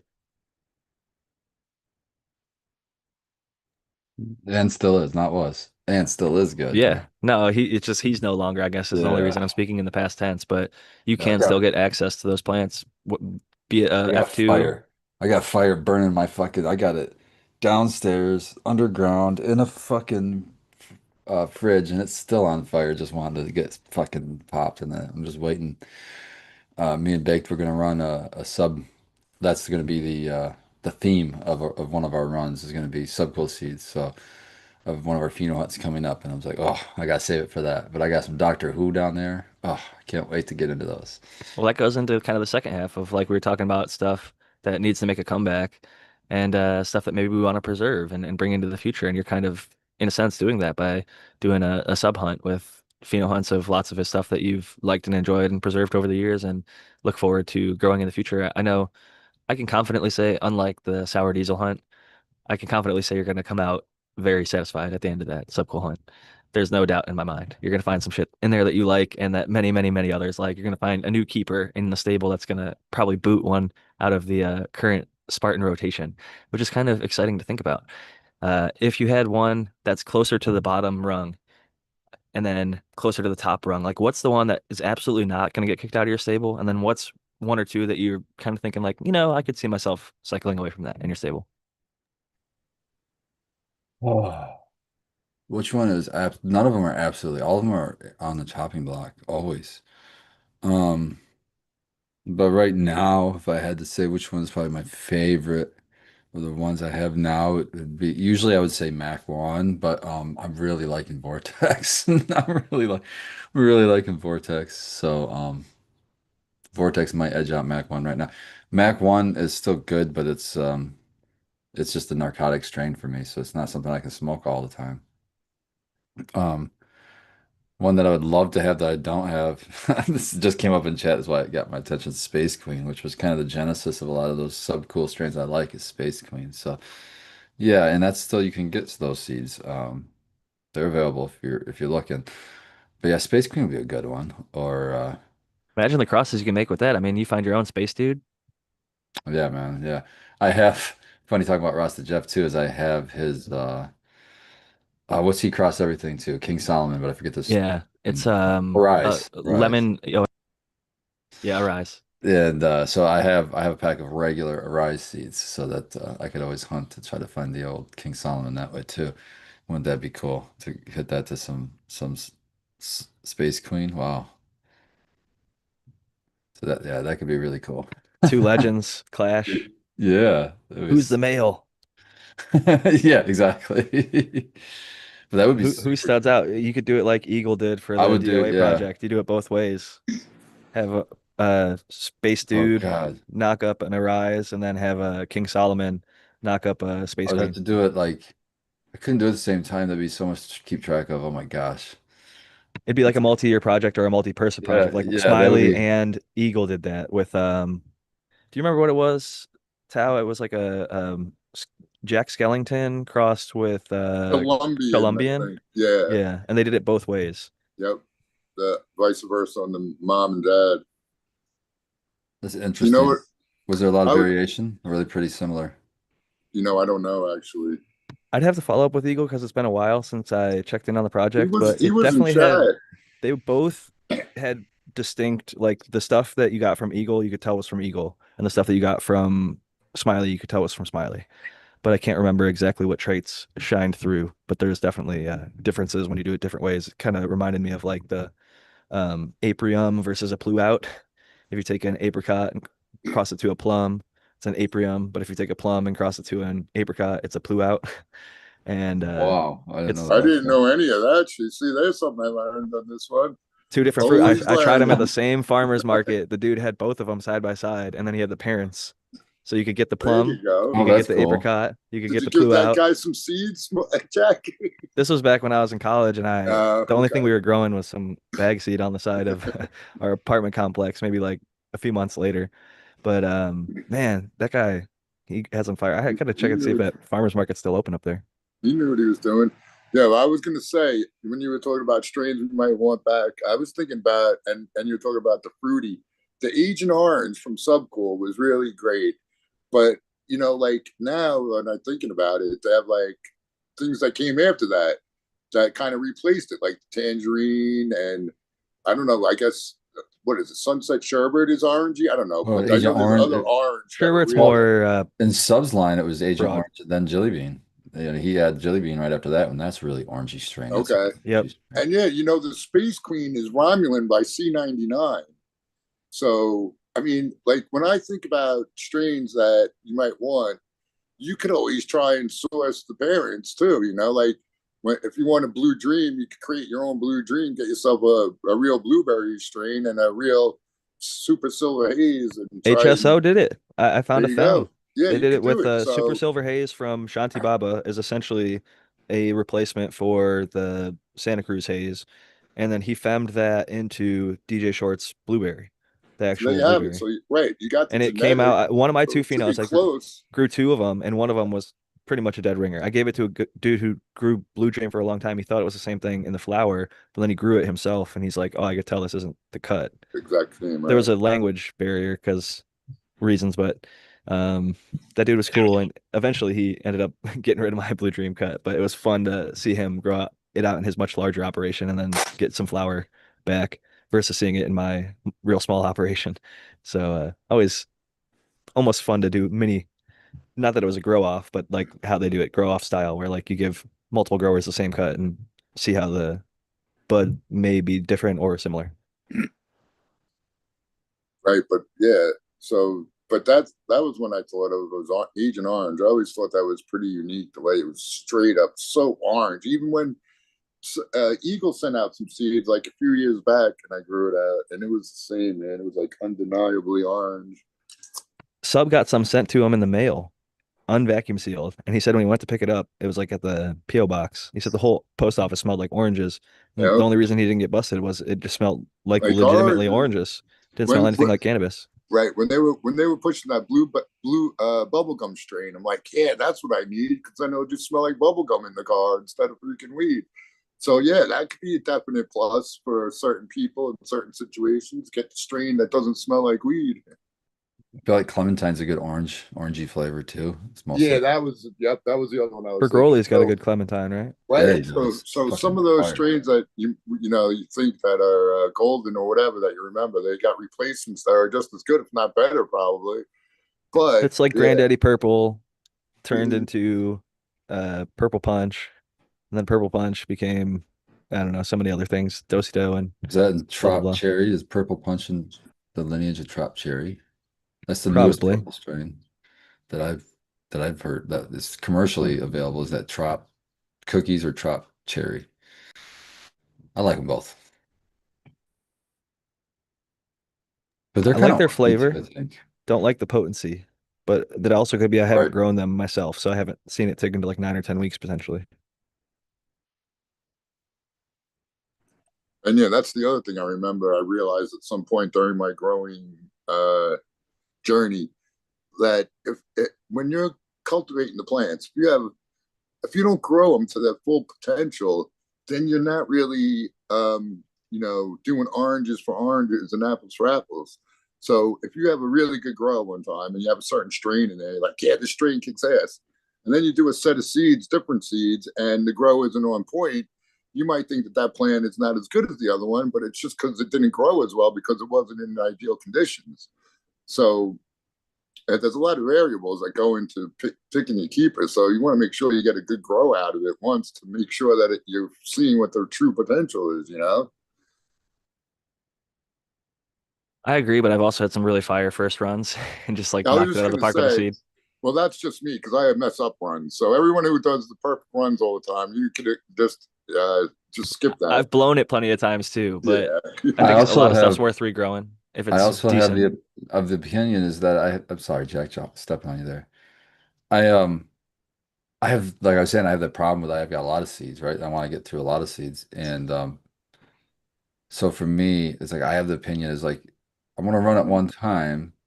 I might run it a second time to see if I want to keep it for sure, but it's got to give me something in that first run to make me think it's a keeper. Oh, yeah, no It's doubt. not, I mean, it's got to stand out. I don't care what, Right. because if Even it if it's a doesn't, I'm fucked up fucking cut. grow. Right. Yeah, Yeah, even yeah, if I yeah. grow, it's got to at least perform And somewhat because I I don't tell want. you what, the ones that like I keep preaching about that time rack, even though I lost it, that time rack plant that I had, it was because it wouldn't. It was invincible almost until I really fucked it up.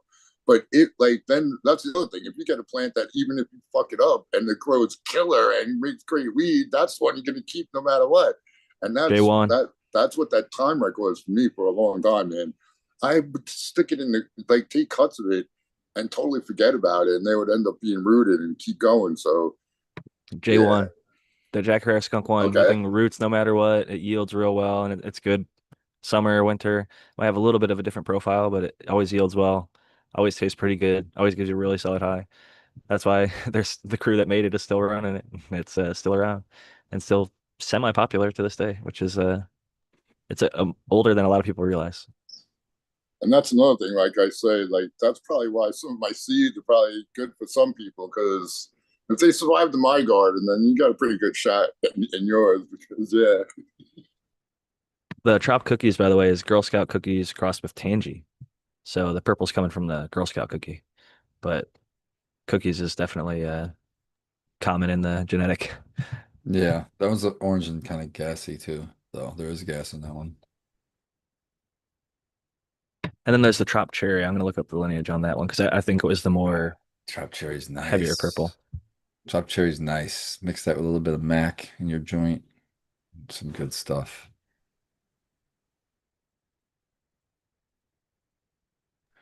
Ooh, somebody had, what about Bob says my tag along sprouted from 808 GG4 times peanut butter breath.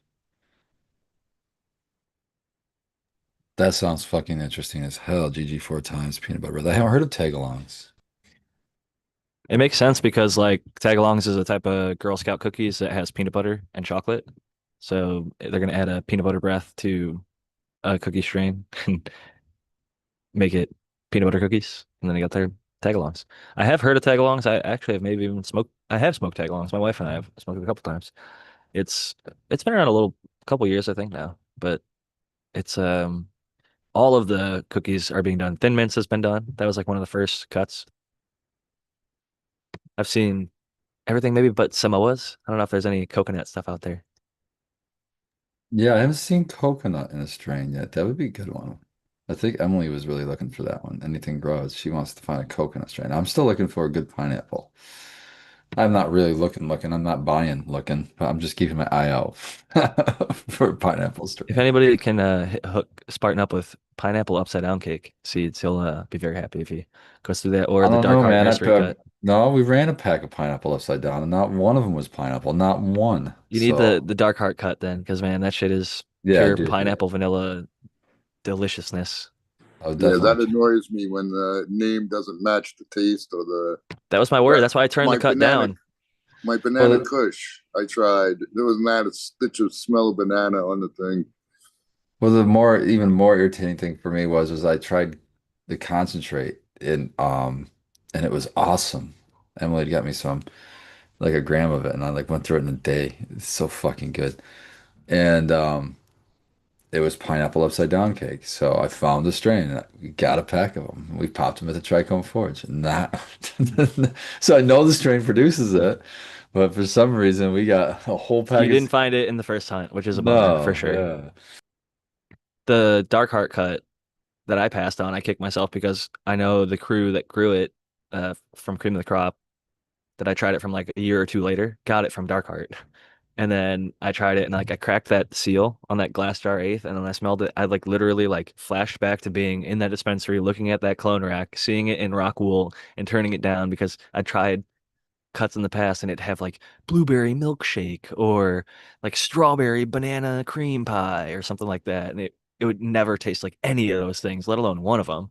So pineapple upside down cake just sounded like another pipe dream of Yeah. a strain that's not going to live up to the expectation. And then like I think it was like 2 or 3 years later, I fucking had a jar of it and I was just like, oh my God, I should have taken that cut. Yeah.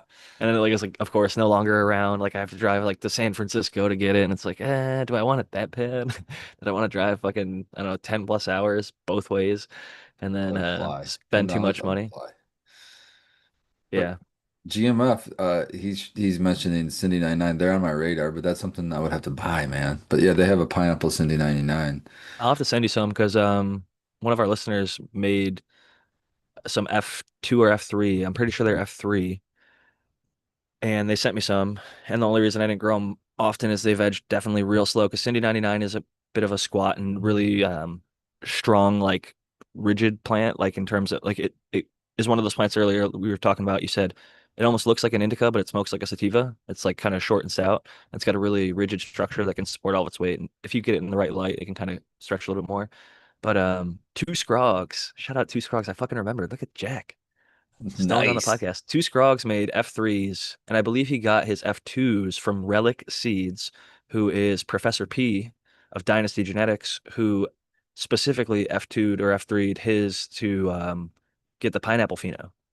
And so two Scrogs took that and then made a seed increase and then sent me some packs, and I have some of those packs in my very fridge. So I'm gonna package those up tomorrow and send them out to Spartan Grown. Oh, much love, man. I would appreciate that. I've been looking for fucking pineapple. That'd be cool. And Uh, Cindy 99 is fire, and they definitely they grow well. Like I said, they're just like the Velvet Punch F3. This is what made me kind of a little aware of it.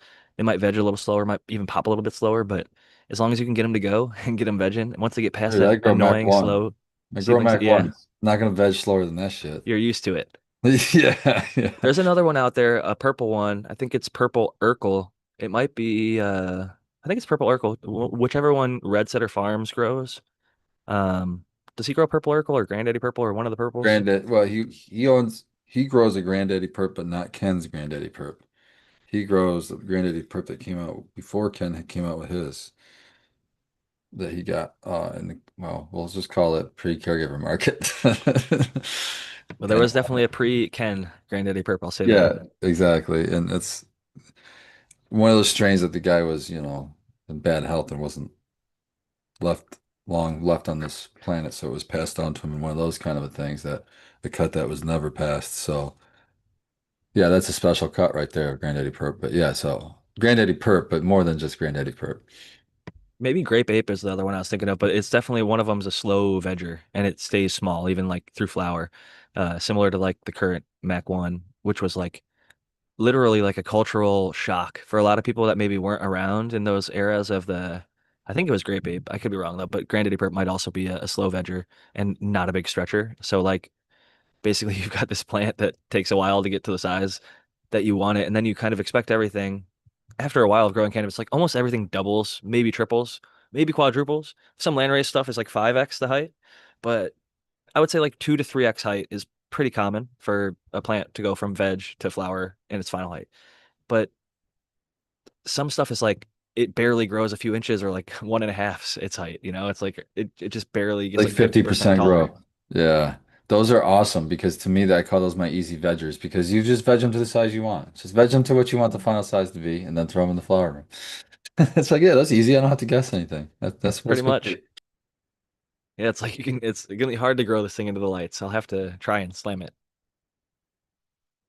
I did see somebody who's got like this full on ecosystem grow going on. You guys probably I think it's yellow skunk farm or something. They have this really cool like Yeah, Yellow Skunk Farm. We interviewed him on Let's Be Buds and we sponsor him from Grandmaster LEDs. shout He's a out to you cool guys. dude, a good grow down in Virginia. He's growing some land races and he's like pretty far into flower and his land races are just blowing up and they're absolutely huge right now. So those are some of the kind of exception plants that I'm sure he was expecting that double or triple and they're probably going towards more of like a 3, 4x or more. And but he's also got just a cool ass system if you haven't checked out Yellow Skunk Farm. It was a page I just kind of organically came across, probably because some of you cool growers out there follow him on Instagram, and then I started seeing his post and like suggested, it, and I followed him right away because I was like, wow, he's really taking a different approach. So check Yeah, out we the just recently interviewed podcast. him on Let's Be Buds, and I would suggest you listen to it because it's great. He's uh he's got a well, he's talked to like people like Leighton Morrison and Elaine Ingham, and so he's doing the regenerative practices. He's doing the soil layers, the soil not so much layers, the soil what's it called? The soil horizons. Horizons, yeah. And so Yeah. you're building a system just like the earth itself, right? So Yeah, it's like rock layers and deeper and all base these things do layers. different things, like these rocks and the sand layer are filtering water that He gets has water. live ass animals. I think he put newts in there or something like this He's got lizard. he's got some lizard in there. He's got two little turtles. He's got Scooter and Cooter. He's got a couple different all kinds of fish in there. He goes through all he's got more fish than I thought in there. Uh and then a live running stream that gets Yeah, all right. I back was just through. gonna say, is that the guy with the running stream inside his grow room? Yeah, Yeah. yeah, Yes. yeah. Yeah. I've been checking that out. That's Yeah, great. Unmistakable. it's If anybody steals his post, you will absolutely know whose grow that is. Yeah, exactly. Yeah, no one's yeah, exactly. That's gonna stand out. That's a unique grow. You're not gonna pull that I one off. weirdly feel that way even about like the random closet home grower. If I see somebody steal like a seed person or a towel or like you or anybody's post, it's like I know that grow from somewhere. And then I look Yeah. deeper into it and like they don't have any of the other posts or maybe they just copied every one of the posts and then I'm like, wait, that's, so and so. Like, they stole usually a good looking lady and or a grower with a larger facility or just grows dank, like really dank shit. Those are the three hot spots for getting ripped off and reposted. So if you ever had your stuff reposted, I guess take that as a Yeah, watch your followers. flattery. When you get somebody that follows you that's, an obvious trapper online, then you can just block them. I have an extensive block list. That is a good point. There are a lot of bots and people that are just trying to steal content to repost it for nefarious means, unfortunately. So screw those people. I see it's crazy what Instagram allows. They'll have people flashing bands of cash, showing fake credit cards and scams. But since they paid for an advertisement and the Instagram person didn't vet it closely enough, it shows up in algorithms. I always block or report or whatever. Like I don't want to see that shit. But I watch like CoffeeZilla who exposes it sometimes. So I think my phone's listening in the background, and then I'll start getting ads for it. Like I listened to this one podcast and recently they covered some stuff about kind of a heavier topic that I'm not even going to mention, but SA is one of the initials for a thing that happens to people um, that you would never want to happen to somebody in your family.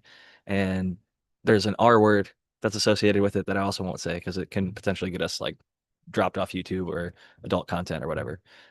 But yeah, I was listening to this YouTube channel that's completely unrelated to that stuff, but like one of their guys is a police officer and he works for special victims. And then he kind of was outing the school that was downplaying and not reporting some stuff that was happening. And then I started getting all of these ads for like, have you been a victim of blank? And it's like, I have not. And I also didn't even live here, so I couldn't have gone to a youth or juvenile facility in this city. So I'm getting like these ads for stuff that like could never apply to me, but they listened to me listening to that podcast through my phone, and now I get ads for it. So that's the Wow, man. way of the world. Wow. That's fucking scary, isn't it? It's like really makes you It's not so want to direct. have I your just phone. know it's happening at this point. Like since Snowden told us all, like I just even like I know it's happening, so I just don't even worry about it at this point. Even if you pay for subscriptions or whatever, like this or that, like they're gonna eventually track all of us. It's a sad dystopian reality of using technology that connects us freely. Now with AI, Jack, I know this. Well, I don't know this guy, but I follow a couple people that are like embracing AI, and they're using it's in every aspect of their life. They're like, yeah, I could tell my AI to set up an appointment for me. Like he asked AI about contracts with his lawyer. Like he's going to buy a house, and he asked AI to go through the contract and see if there was anything that like he could negotiate, and it works. But that means like AI has all of his information, whatever he's using. So yeah. I saw this dude make a pharma ad, and he used to be a big pharma. He's like, this ad would have cost us $3 to $5 million to produce. I could do it myself in $500 in 3 hours. Oh, And now it's people are really learning how to use AI and cutting out the video high stuff has end. gotten so Yes, crazy. high end dollars are getting taken out of the Before we get too middleman. deep in the AI rabbit hole, Spartan, I know we've got about 14, 13 now minutes until the potentially Michigan Bros Grow show. You guys doing a show there tonight? No, I don't think we're doing a show tonight, so I'm hanging with you All right. guys. Well, Yeah. cool. Then it won't just be my face or me having to frantically click over to speaker view when it's just me and Tao so that I can show his name in the background for a little bit when he chats. But we'll get to enjoy Spartan for the next 13 minutes for sure. And I think that AI can help, but at the same time, I think if you guys go back and listen to the Scott from My Herbs Now episode of Cheap Home Grow, he was talking about stuff with his breeding that sounded to me like AI hallucinations. I've looked into it and I can't find any corroborations to some of the terminology he was using. I think this stuff like invents new science and things that don't even exist. And if you go down that rabbit hole, especially if you get a little stony baloney and you're really like passionate, not to discredit, like, maybe he's onto something. Maybe we'll see. But uh, I've heard that term though on actually the stock channel that I pay attention to, like AI hallucinations. I don't know what that means either though, but no, I'm talking about that. He was talking about some other term. That oh, okay. hallucination means that like it would make stuff that didn't even exist. So like the lawyers that were using it initially started Mm-hmm. citing case law that never happened. So the AI was like, they'll say, look for cases where somebody got arrested, but then they Right, got off because of freedom of speech. And the freedom of speech allowed them to get off because we have the freedom of speech, whatever.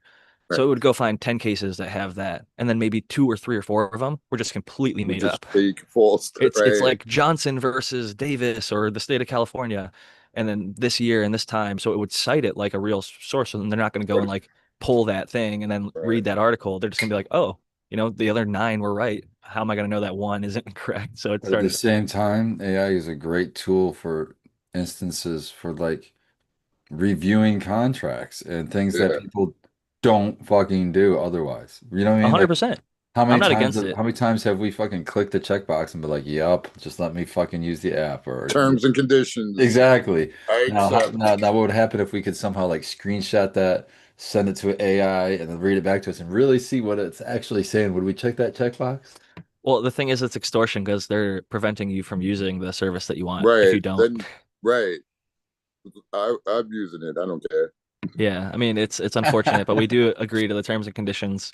It's the price to play ball, so to speak. There's like services out there from Aura to Delete Me and others that will you'll see on YouTube where people are like all these free services are really selling your data legally to data brokers. And if you want to get your shit deleted, then use XYZ, either some sort of data deleting app or sometimes they're those types of services where you can use like a proxy if you like want to watch Netflix in Europe.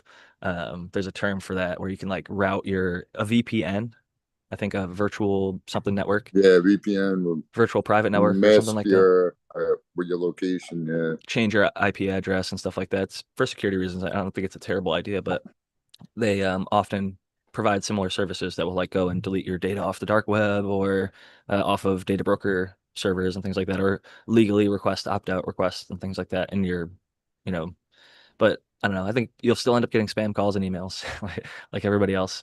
And it's part of life. I think most phones and things like this or cell services have screening options where it'll like just block calls automatically if they're not within your contacts, or it'll screen them if it is potentially thinking that it's spam.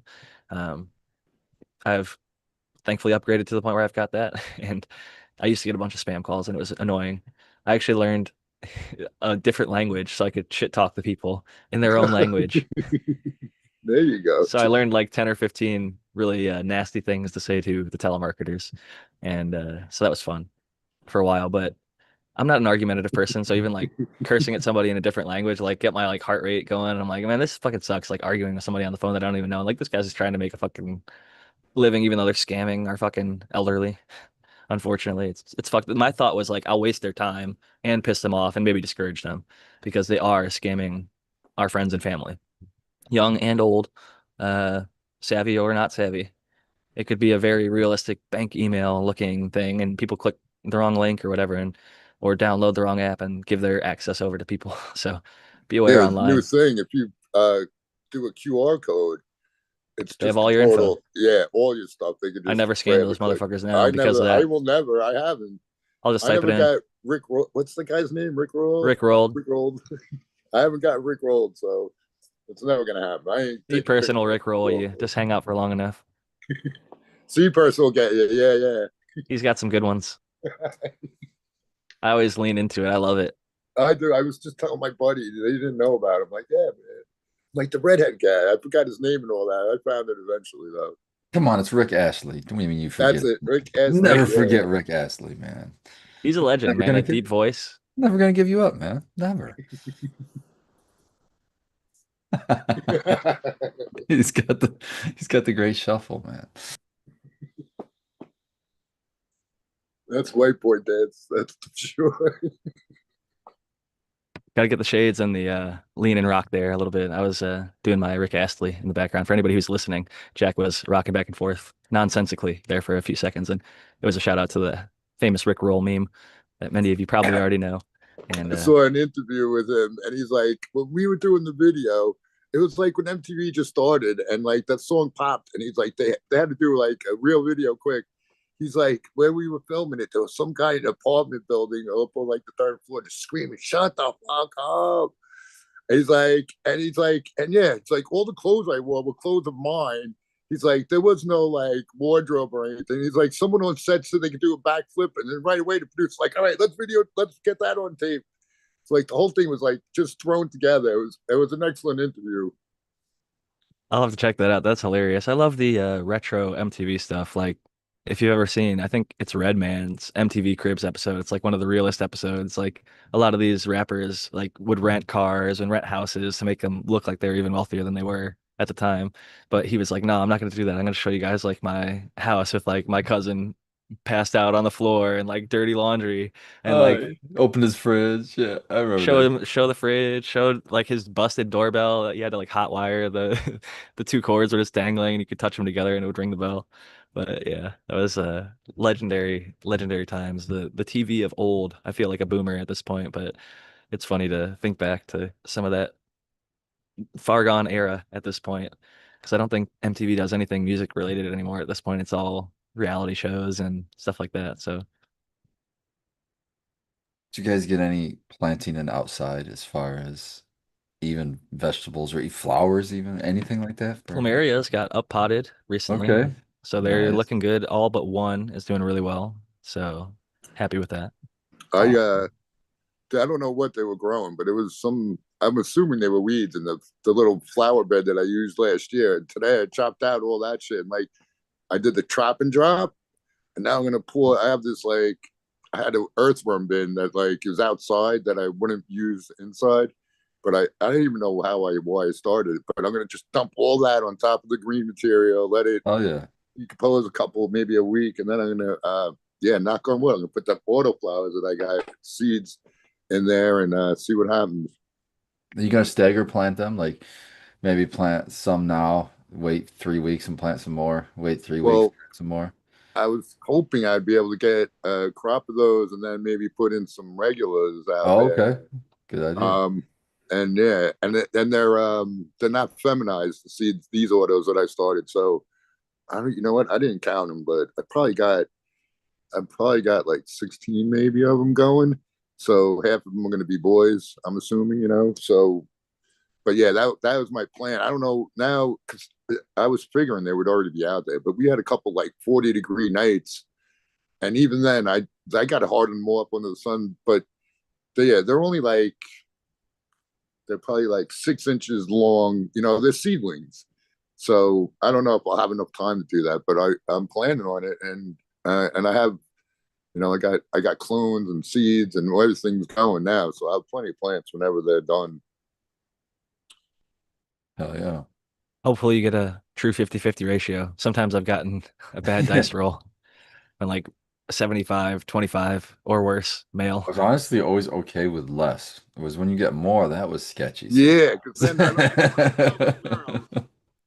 But yeah, so and these are the cross. So the see, this is just awesome. That J5 got seeds from Seed Person One autos and seeds of from Hillbilly Herb autos, and he crossed them. So that's what I'm growing. So those are pretty big. So I'm not even worried if I get a little less. They'll probably fill in. And I found so I told you about the first time I did the autos. I forgot about them, and they all flowered out in 1 gallon containers. I'm about a foot to a foot high, but they made seed, and I had lost them. And that's when I told Seed Person I lost them. That's why he sent me those, which was awesome. But I found them last night, and yeah, all my shit is all over. I have seeds, so many seeds, they're everywhere, dude. I have like seeds that I forgot about, seeds that I had, Dude, so do I. labeled that Ronberry by question mark, shit like that. I have just seeds everywhere. So, but the point is, and those are from No Automatic. So I'm gonna Oh, those are awesome, dude. yeah, I got it's what's named labeled Damascus, Oh, and I don't know what that one is. I haven't heard of that yeah, one. dude, I googled it up That's there. it's one of his like forage crosses or something. It's fire. It's It's like a I F4. It's an ancestor. It's Durban Poison by Ruderalis F2 Oh, shit. by crossed by Anvil F5, and all that parentheses was F3. So it's Nice. family isolation. This is what I'm reading from his website. Family isolation at F2 with matching parents and selected for Durban morphology and terpene profile. This is my direct representation of Durban into an auto form. That's So badass. yeah. So and yeah, you know, the autos were getting the real beat down, and I gotta say, man, I was really impressed with the Seed Person One auto, dude. Because, like I said, they were not happy the whole time. They still made frosty nugs that tasted awesome and worked great. So, Where's the Major General in chat, man? I'm yeah, where is seeing he? this guy. Where is this I need guy? him to We've send had me too a much tweet auto right now. positive talk. He's gonna pop up. Positive auto talk. We shoot him away, poor kid. We scared him off. That's what it is. He can't even bring himself to make a comment. That's awesome. Auto Durban. I hadn't heard of that. That's pretty cool. That had to be Yeah. quite a mix. I know I just saw, speaking of 2020 earlier, they were working on an auto and explaining the auto process of crossing a photo to an auto, and their first generation they weren't expecting to see any, but working it to the F2 and F3 generations, they're going to be stabilizing for those traits. I can't remember exactly what strain they were doing it with, but one of the recent posts either on their YouTube or Instagram was just talking about one of the new crosses that they're going to be working on. So they're always seeming to be working on something, and it always seems to be pretty fire. So keep your eye out for 2020 for sure. Adam and I think Carlos over there, the Yeah. team, doing lots of great stuff. Oh yeah. That said, we got 1 minute left, so I'm going to pass it to Spartan Grown for final thoughts and shout outs before we wrap it up. Oh, just much love everybody, and I hope hopefully everybody got the day off on Monday. That's super cool. And hope everybody's extra day off is good and you have time with your family and that whatever you do, you don't stop growing. Other than that, much love, guys. Always good having you, Spartan. And I know you're definitely keeping people from stopping growing by putting out good seeds and sending out good seeds to lots of good people in the community. Me being one of them, but lots of other people have told me they're growing your stuff or have grown it and are really enjoying it. So good on you for that. And last and certainly not least of our panelists, we've got the American one.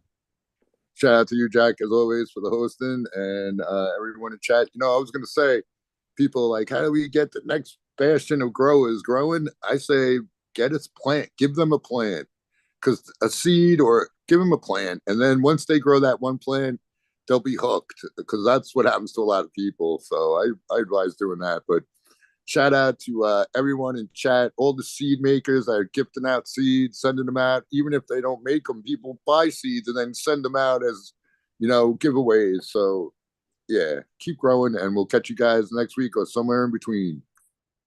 And if you don't keep growing, we'll send Jack, Marcus Green Thumb, and Fragrant Fellowship and all the other jujitsu doing, cannabis smoking guys. We're gonna come twist your arm. We're not gonna hurt you actually. We'll just make you extremely uncomfortable until you pop that seed into the dirt. We'll come and force you down and say, grow that plant. Not actually, but I think if it takes that amount of force, then we'll just let you off the hook. But I think there's gonna be enough people that generally get hooked on it and inspired to do it for all the right reasons. And I think that us coming here each week just for a few hours is symbolic of how amazing this journey can be, how amazing this community can be, and why growing is just so worth it. So get after it. I'm gonna keep getting after it myself, following up and making sure my garden is tip-top shape. And Project V F2s are gonna be my next thing going. So it's constantly pushing it back, but I'm gonna try and make this an 11 out of 10 run, and I'm not just delaying for nothing. I got a lot of other stuff done so that this can be done at an even higher level. So I'm excited to do that. And some other things have been pushed off. I think I'm gonna have to get a new formatter for 50 Strains of Purple, unfortunately. I was really happy with the first person who did the second edition of 50 Strains of Green. I wanted to support them, pay them out, hook them up, but things where they're at in life, seems like it's not gonna work out.